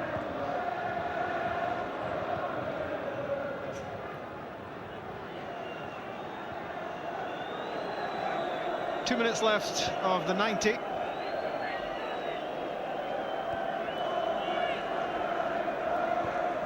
Blackburn 0, Celtic 2. Henrik Larsson and Chris Sutton after Larsson's first leg goal.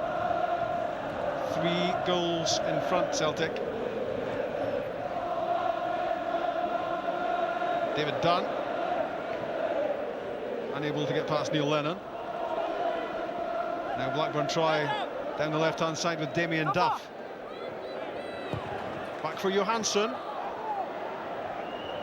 Thompson, good turn, good effort, good clearance. Ulrich Larsson did so well. That could easily have been turned into the back of his own net.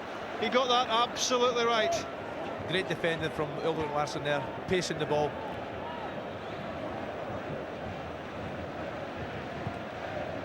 Duff's right foot cross this time. Guppy's there to fire the ball away. Two-guy, done. Shot deflected, the sting taken out of it by Baldi. And no problem for Douglas inside the 90th minute. It's the 89th minute and Celtic are still working so hard. They're desperate not to lose a goal to make sure they get the right result here. Terrific turn by Thompson, and it was a dangerous ball fired across goal as he slipped. It had the beating of Douglas. Andy Cole flung himself in, and well played Ulrich Larsson, top defending. Had to get there, could have been an OG. He kept his composure, designed the ball, and made sure the ball went the right way.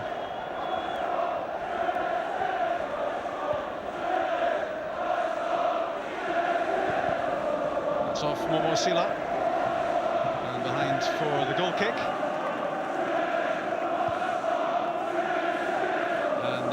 Celtic fans not beating Graham Souness or anything. 2 minutes of time added on. 2 minutes. 90 minutes played, 2 to go. 2 minutes between Celtic and the UEFA Cup third round draw in Switzerland tomorrow.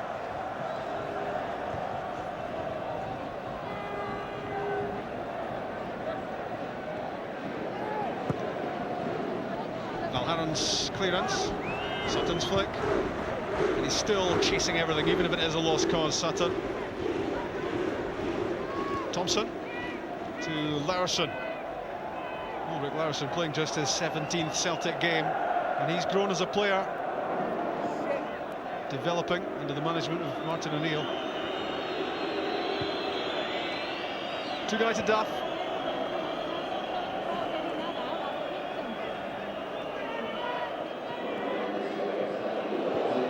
And even now, Celtic's work ethic is so obvious.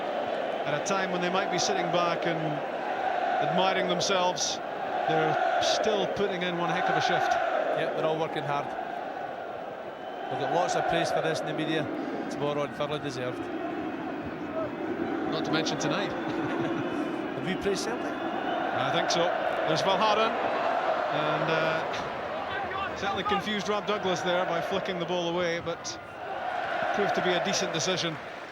And it's also a Celtic throw, and Valharen Well, Celtic haven't had a failure tonight, but Jos Valharan has been very influential at the back. It gives them such a sturdy backbone. He's played really well. All the defenders have played well, especially the early part of the game when the score was 0-0 tonight. It was always going to be vulnerable, but they managed to keep their shape, keep their formation, and defend well.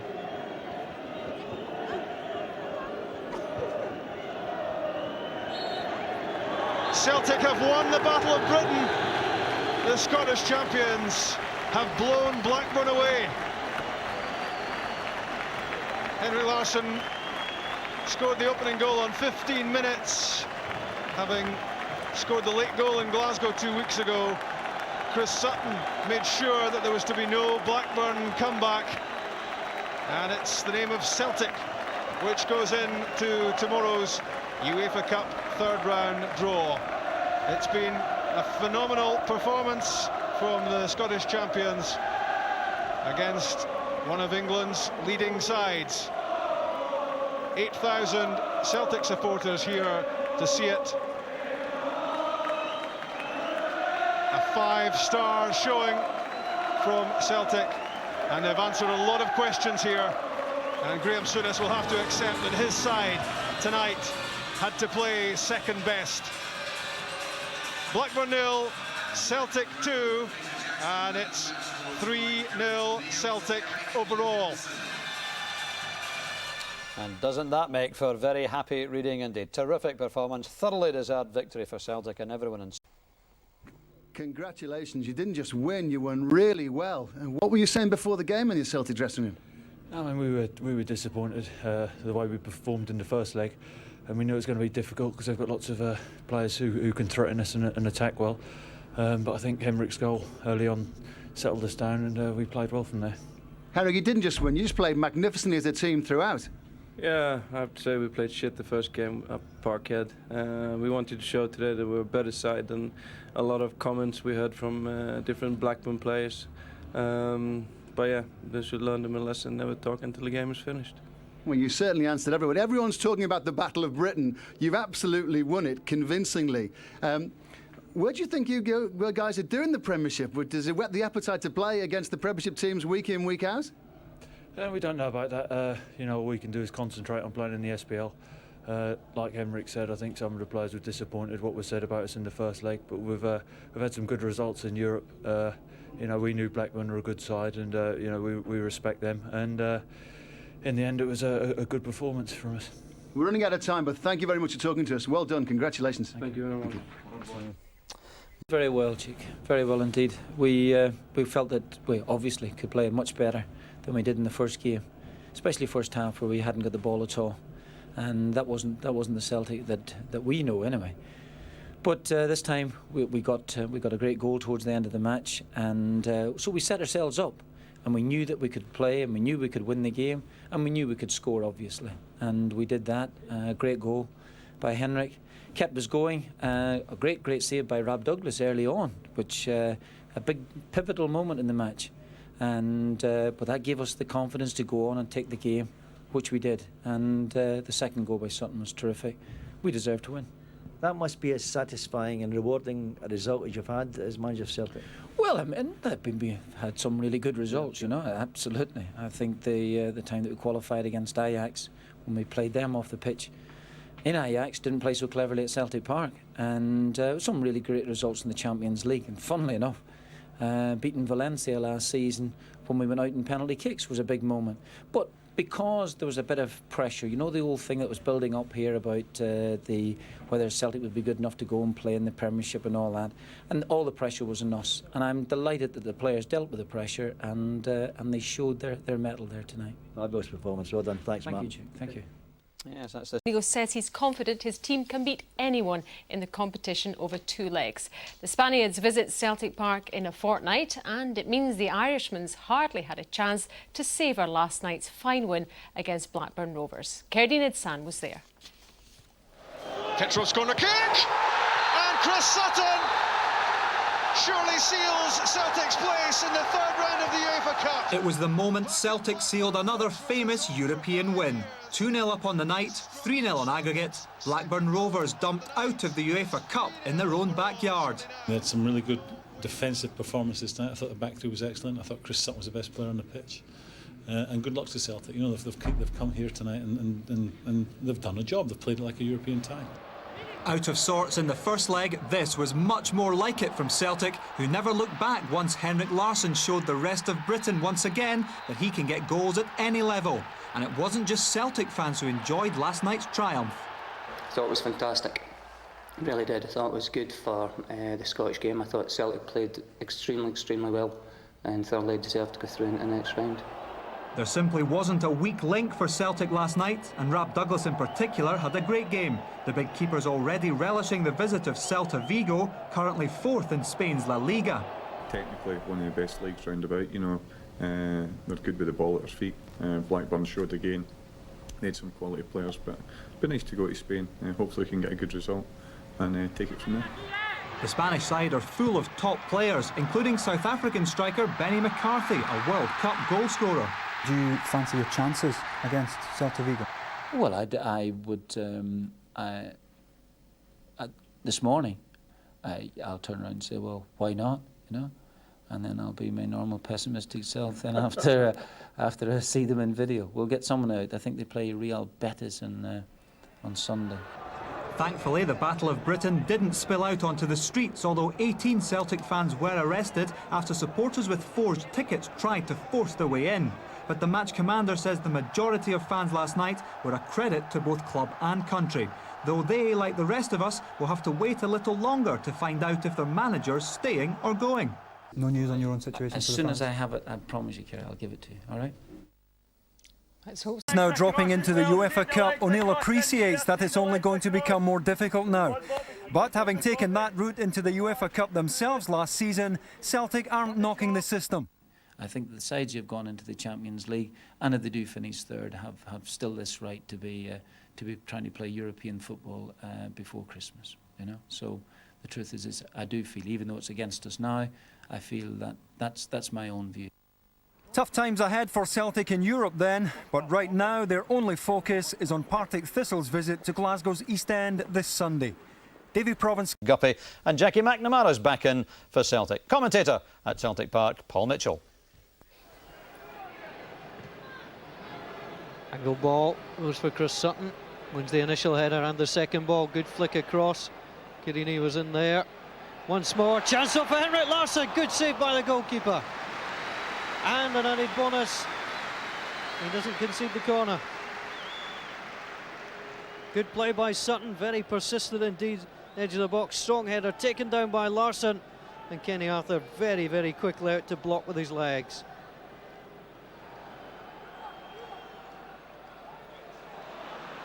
Celtic stride forward once more. Sutton puts it by, oh no!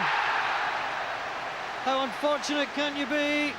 Chris Sutton may try and take credit for it, but certainly the deflection was key. It came off the hapless Derek White there. McNamara finds Sutton, Larsson link up nicely. Sutton wanted too long, but he still gets away. Beautifully done, but Lambert's offside. Swept into the net by Stille and Petrov, but the flag was up for the run of Paul Lambert.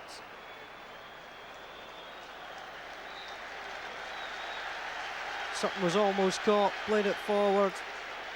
I'll tell you, that's close. And Celtic perhaps a little unlucky. McNamara digs it forward, Larsson a little touch. Very tight defending there and poor defending at that. That comes back to Chris Sutton. A far better strike from Chris Sutton than the one that yielded a goal. But he couldn't put that one on target.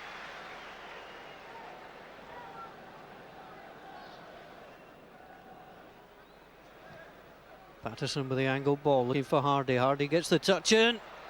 Good header in the end, and Robert Douglas just stretched up to bring the ball down. Sutton comes short once more. Gets the ball into Paul Lambert. Beautifully away from White. Pulls it across. There's time here for Celtic. Sutton onto the left foot. The shot was too direct. He was trying to knock it into the corner. Great play by Lambert initially. The little layoff. And Sutton pulled inside, but too straight. Celtic come again, Archibald can only get it to Lennon. Ball comes in, Alan Thompson comes out. Kenny Arthur is having a great game so far. Does the job with his feet once more. Well, Celtic linked up nicely again. The ball played through by Sutton, so nonchalant. Alan Thompson, though, foiled by Kenny Arthur, who again raced very quickly off his line. Neil Lennon prompts Sutton, comes short so well, and then tries to supply the pass for Lennon. He actually gets it, plays it through. Great turn by Larsson, real chance here! Stilian Petrov gets Celtic second. 33 minutes gone.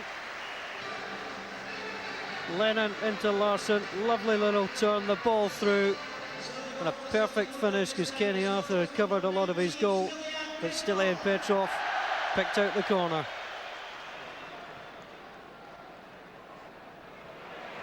A mistake again given away. Didier Gant comes forward. There's Henrik Larsson. Larsson!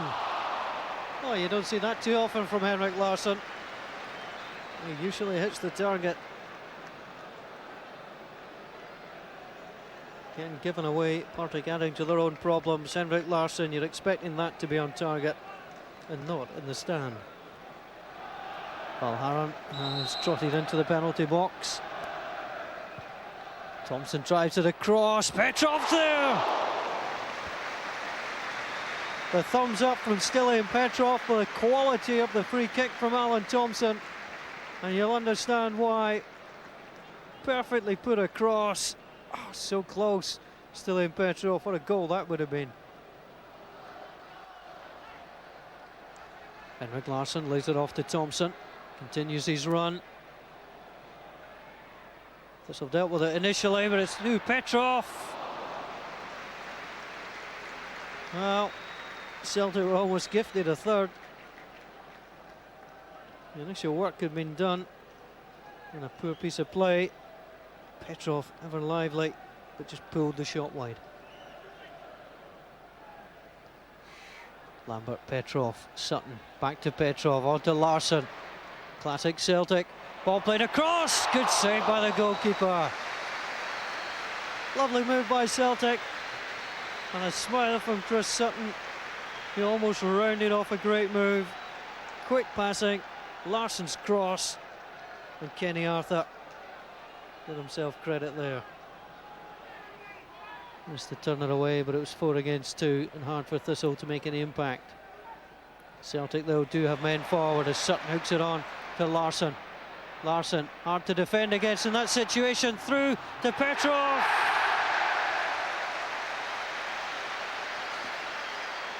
And it's 3 for Celtic.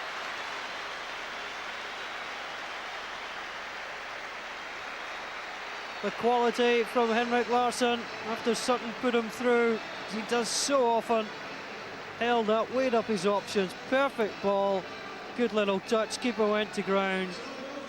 And Stilian Petrov gets his second of the afternoon.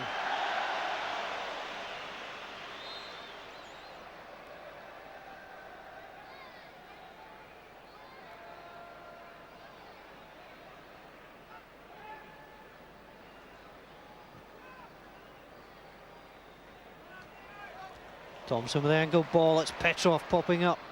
Played it across, the header was brave. And took a little reflection too.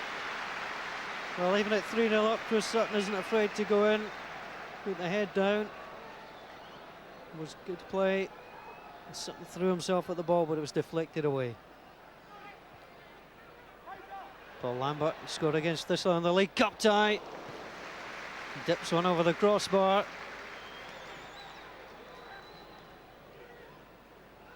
Set up nicely, took the touch onto the right foot, but Kenny Arthur had it covered.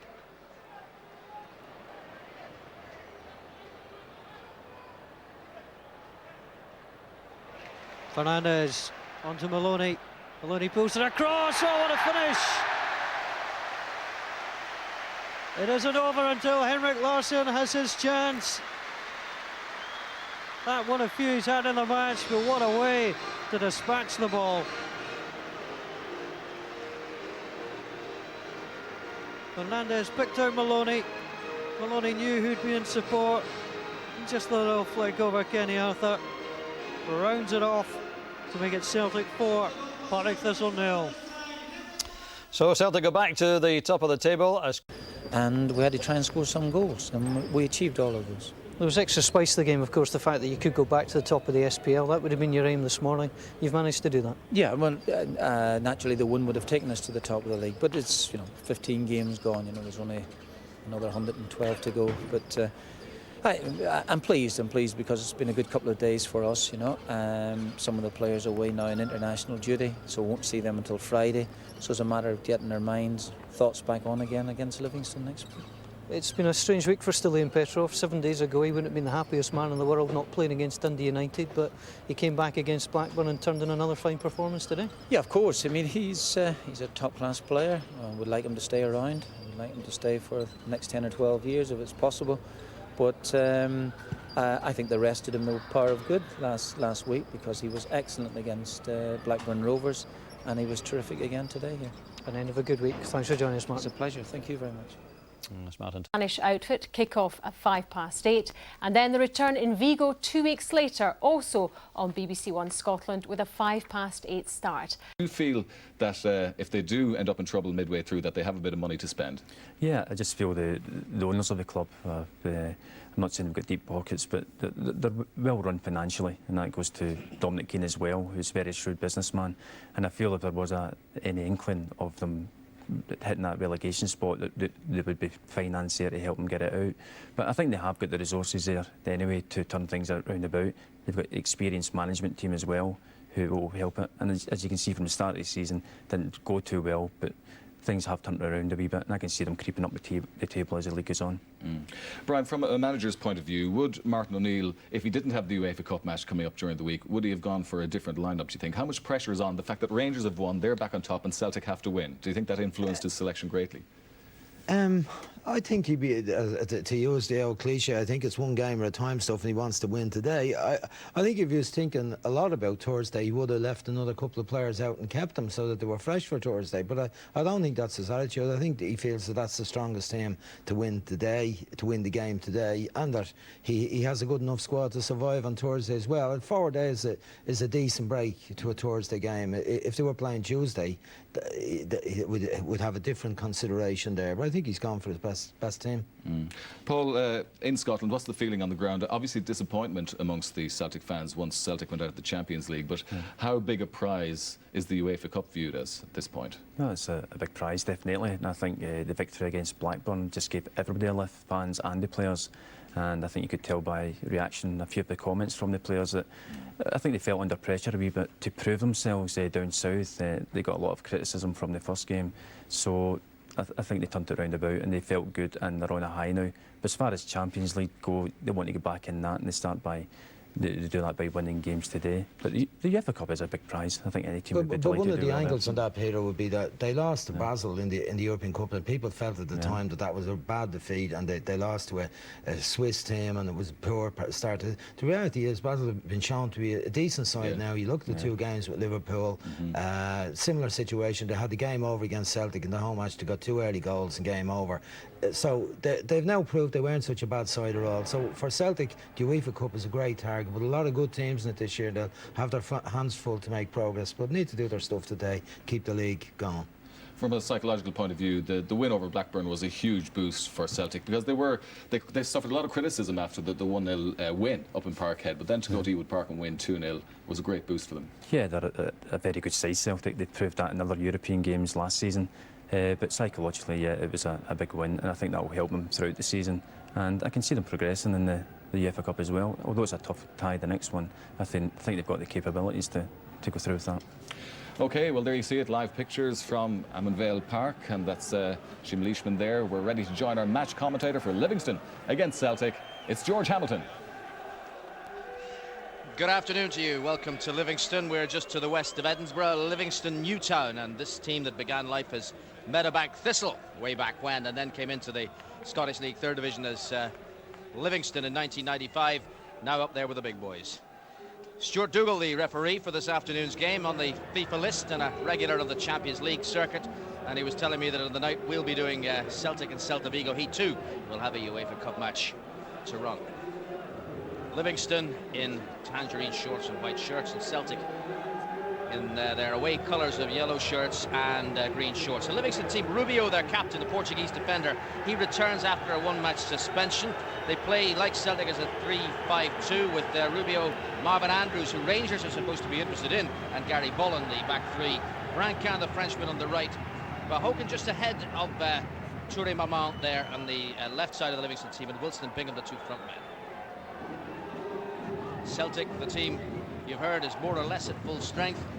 Silla preferred to Agat, who's been rested with Thursday in mind, and Hartson is also on the bench. Stuart Dougal blows the whistle and the game is on. Livingston playing left to right. Lovely ground, this really tight, atmospheric ground. All cedar, at about 10,000 mark the capacity. And everybody's got a good view, and it's a beautiful sunny day, as you can see. And not too much of a chill in the air either. Four here is Rubio, the Livingston captain. Keno cleared away by Lawson for Celtic. It's Sutton now. Larson short, here he is, and laid off for Balharan. Neil Lennon. Balharan once again. And played towards Sutton, but headed away by the imposing figure of Marvin Andrews, the Trinidad and Tobago international. Target for Alex McLeish. And Rangers, it said. Rubio breaking up the right is Brancan. Too long for him, cut out by Lawson. And now Keno making his 50th league appearance for Livingston. Lambert scurrying back. Hasn't managed to keep it in play, but the throw-in has been awarded to Celtic.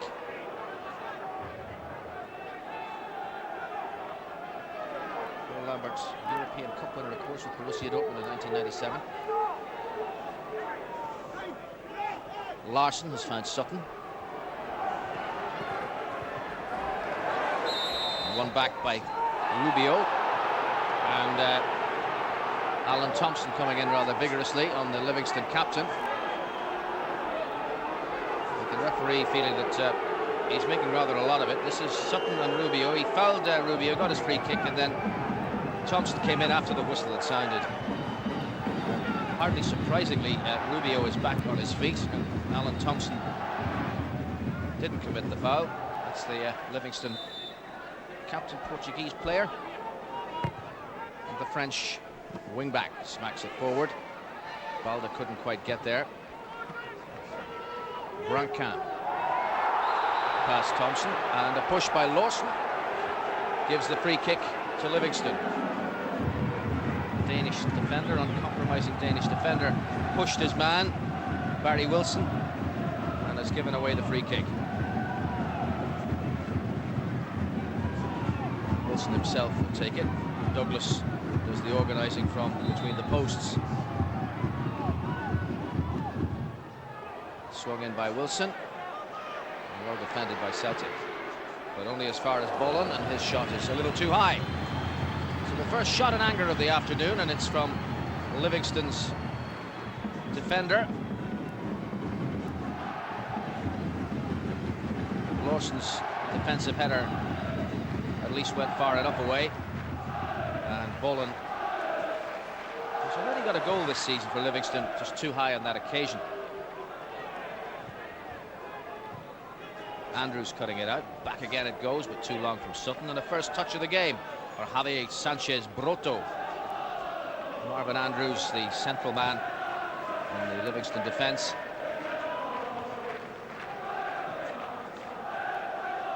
Petrov seeing it back to Lawson.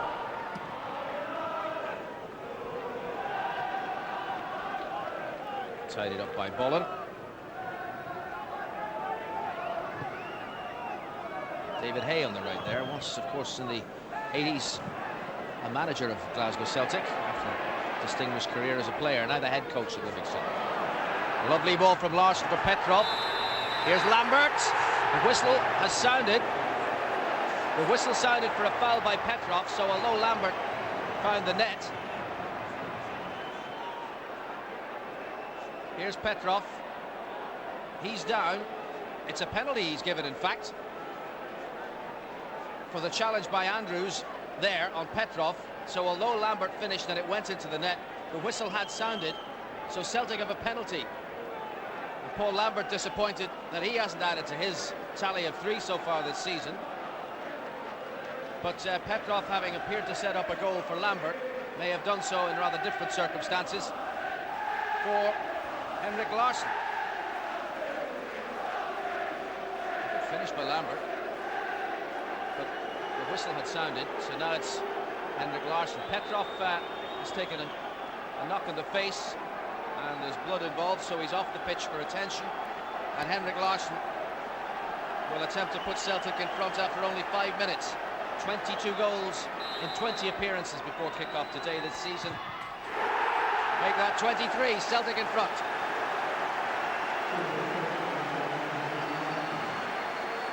No mistake from the penalty spot for Henrik Larsson, despite the Spanish goalkeeper's antics. He pointed to that corner, then dived the other way. Larsson made absolutely no mistake. 17th goal in the SPL this season for Henrik Larsson. The day in the office for Celtic begins in routine fashion. Phenomenal scoring machine, personified by the Swedish striker, who opened the scoring, of course, in their possibly best result of the season so far. Blackburn qualified them for the next round of the UEFA Cup. And Larsson on the ball again, and to get Thompson away. Andrews has left his position in centre of defence.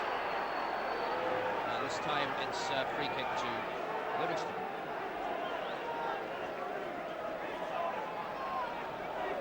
So Stilian Petrov is still off the pitch. He's disappeared up the tunnel. I shouldn't wonder there'll be a stitch or two in his face when he returns. Celtic continue with 10 men.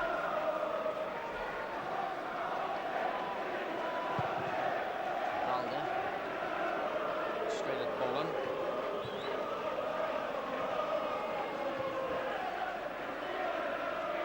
He's keen on that. Of course, the problem for himself. Neil Lennon, Larsson. Stopped by the challenge of Rubio. And that's for Barry Wilson. Stopped by Lawson. Out of play, it'll be a Livingston throw.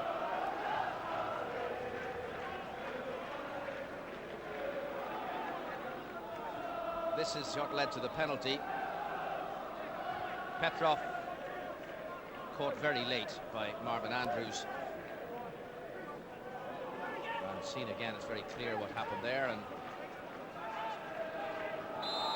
it's obviously a clear-cut penalty in the eyes of the referee, and it may well be that that incident has cost Celtic the services of Stilian Petrov, but in the circumstances and with the big game on Thursday, which of course is live on Network 2, you would not be surprised if they were to keep Stilian Petrov off the pitch, and it may well be that he's replaced by Jackie McNamara very shortly. Gary Boland for Livingston. Larsson couldn't quite bring it under control. Now it's Thompson. Clumsy challenge by Toure Mamon, but he got away with it, as did Balda with that interception. And out for a throw off Branca to Celtic. Yes, it's Celtic about to make their change now. Martin O'Neill happy that his striker has the injury, but you'd feel, unless it's a lot worse than it looked, that he should be okay for Thursday. Jackie McNamara played last weekend for Celtic. You may well have seen in action as we featured their game. He's about to make his entrance against Livingston.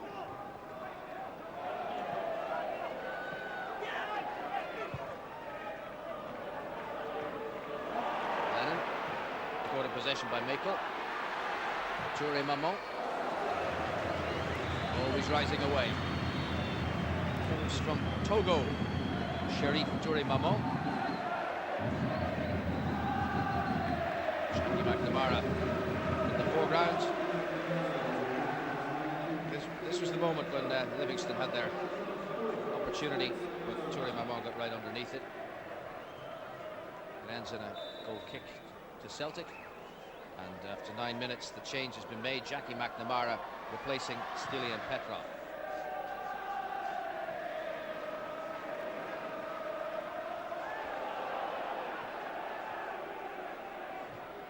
Bullen given away. Lambert for Celtic. Clearly pushed over. No, the referee said that was a fair challenge. It looked more like a push in the back from this distance. Barry Wilson with Balda in attendance. And out for a throw to Livingston.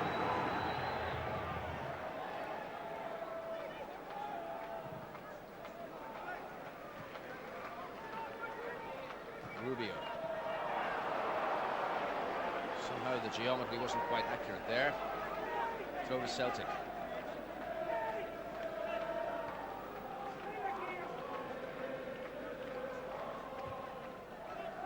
Chris Sutton beaten by Rubio.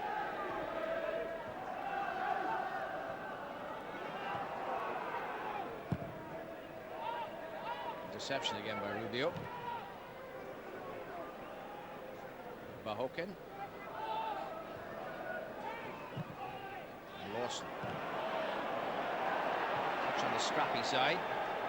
Celtic have the throw. Jackie McNamara, incidentally, is operating alongside Neil Lennon on the left side of the midfield, the more inside left position. Lambert to the right, Lennon the anchor. So the skill and the subtlety of Petrov playing in the hole behind the two strikers not actually being replicated the way Celtic are set up now. More of a 3-5-2. Forward from Lambert, nicely controlled by Larsson, and then out Sutton. Back for Henrik Larsson. Too firmly stuck by Sutton. Throw in to Livingston.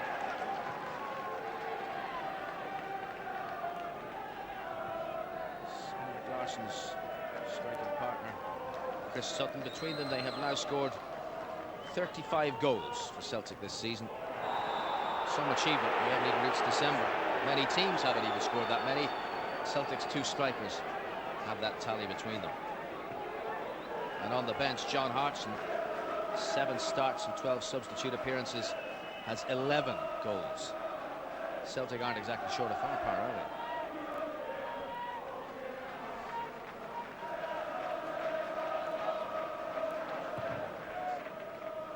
Free kick from Bullen. Rob Douglas with a very loud shriek of "It's my ball," leave it to the keeper. There to collect it. And aimed towards Larsson. Cut out by Rubio. His son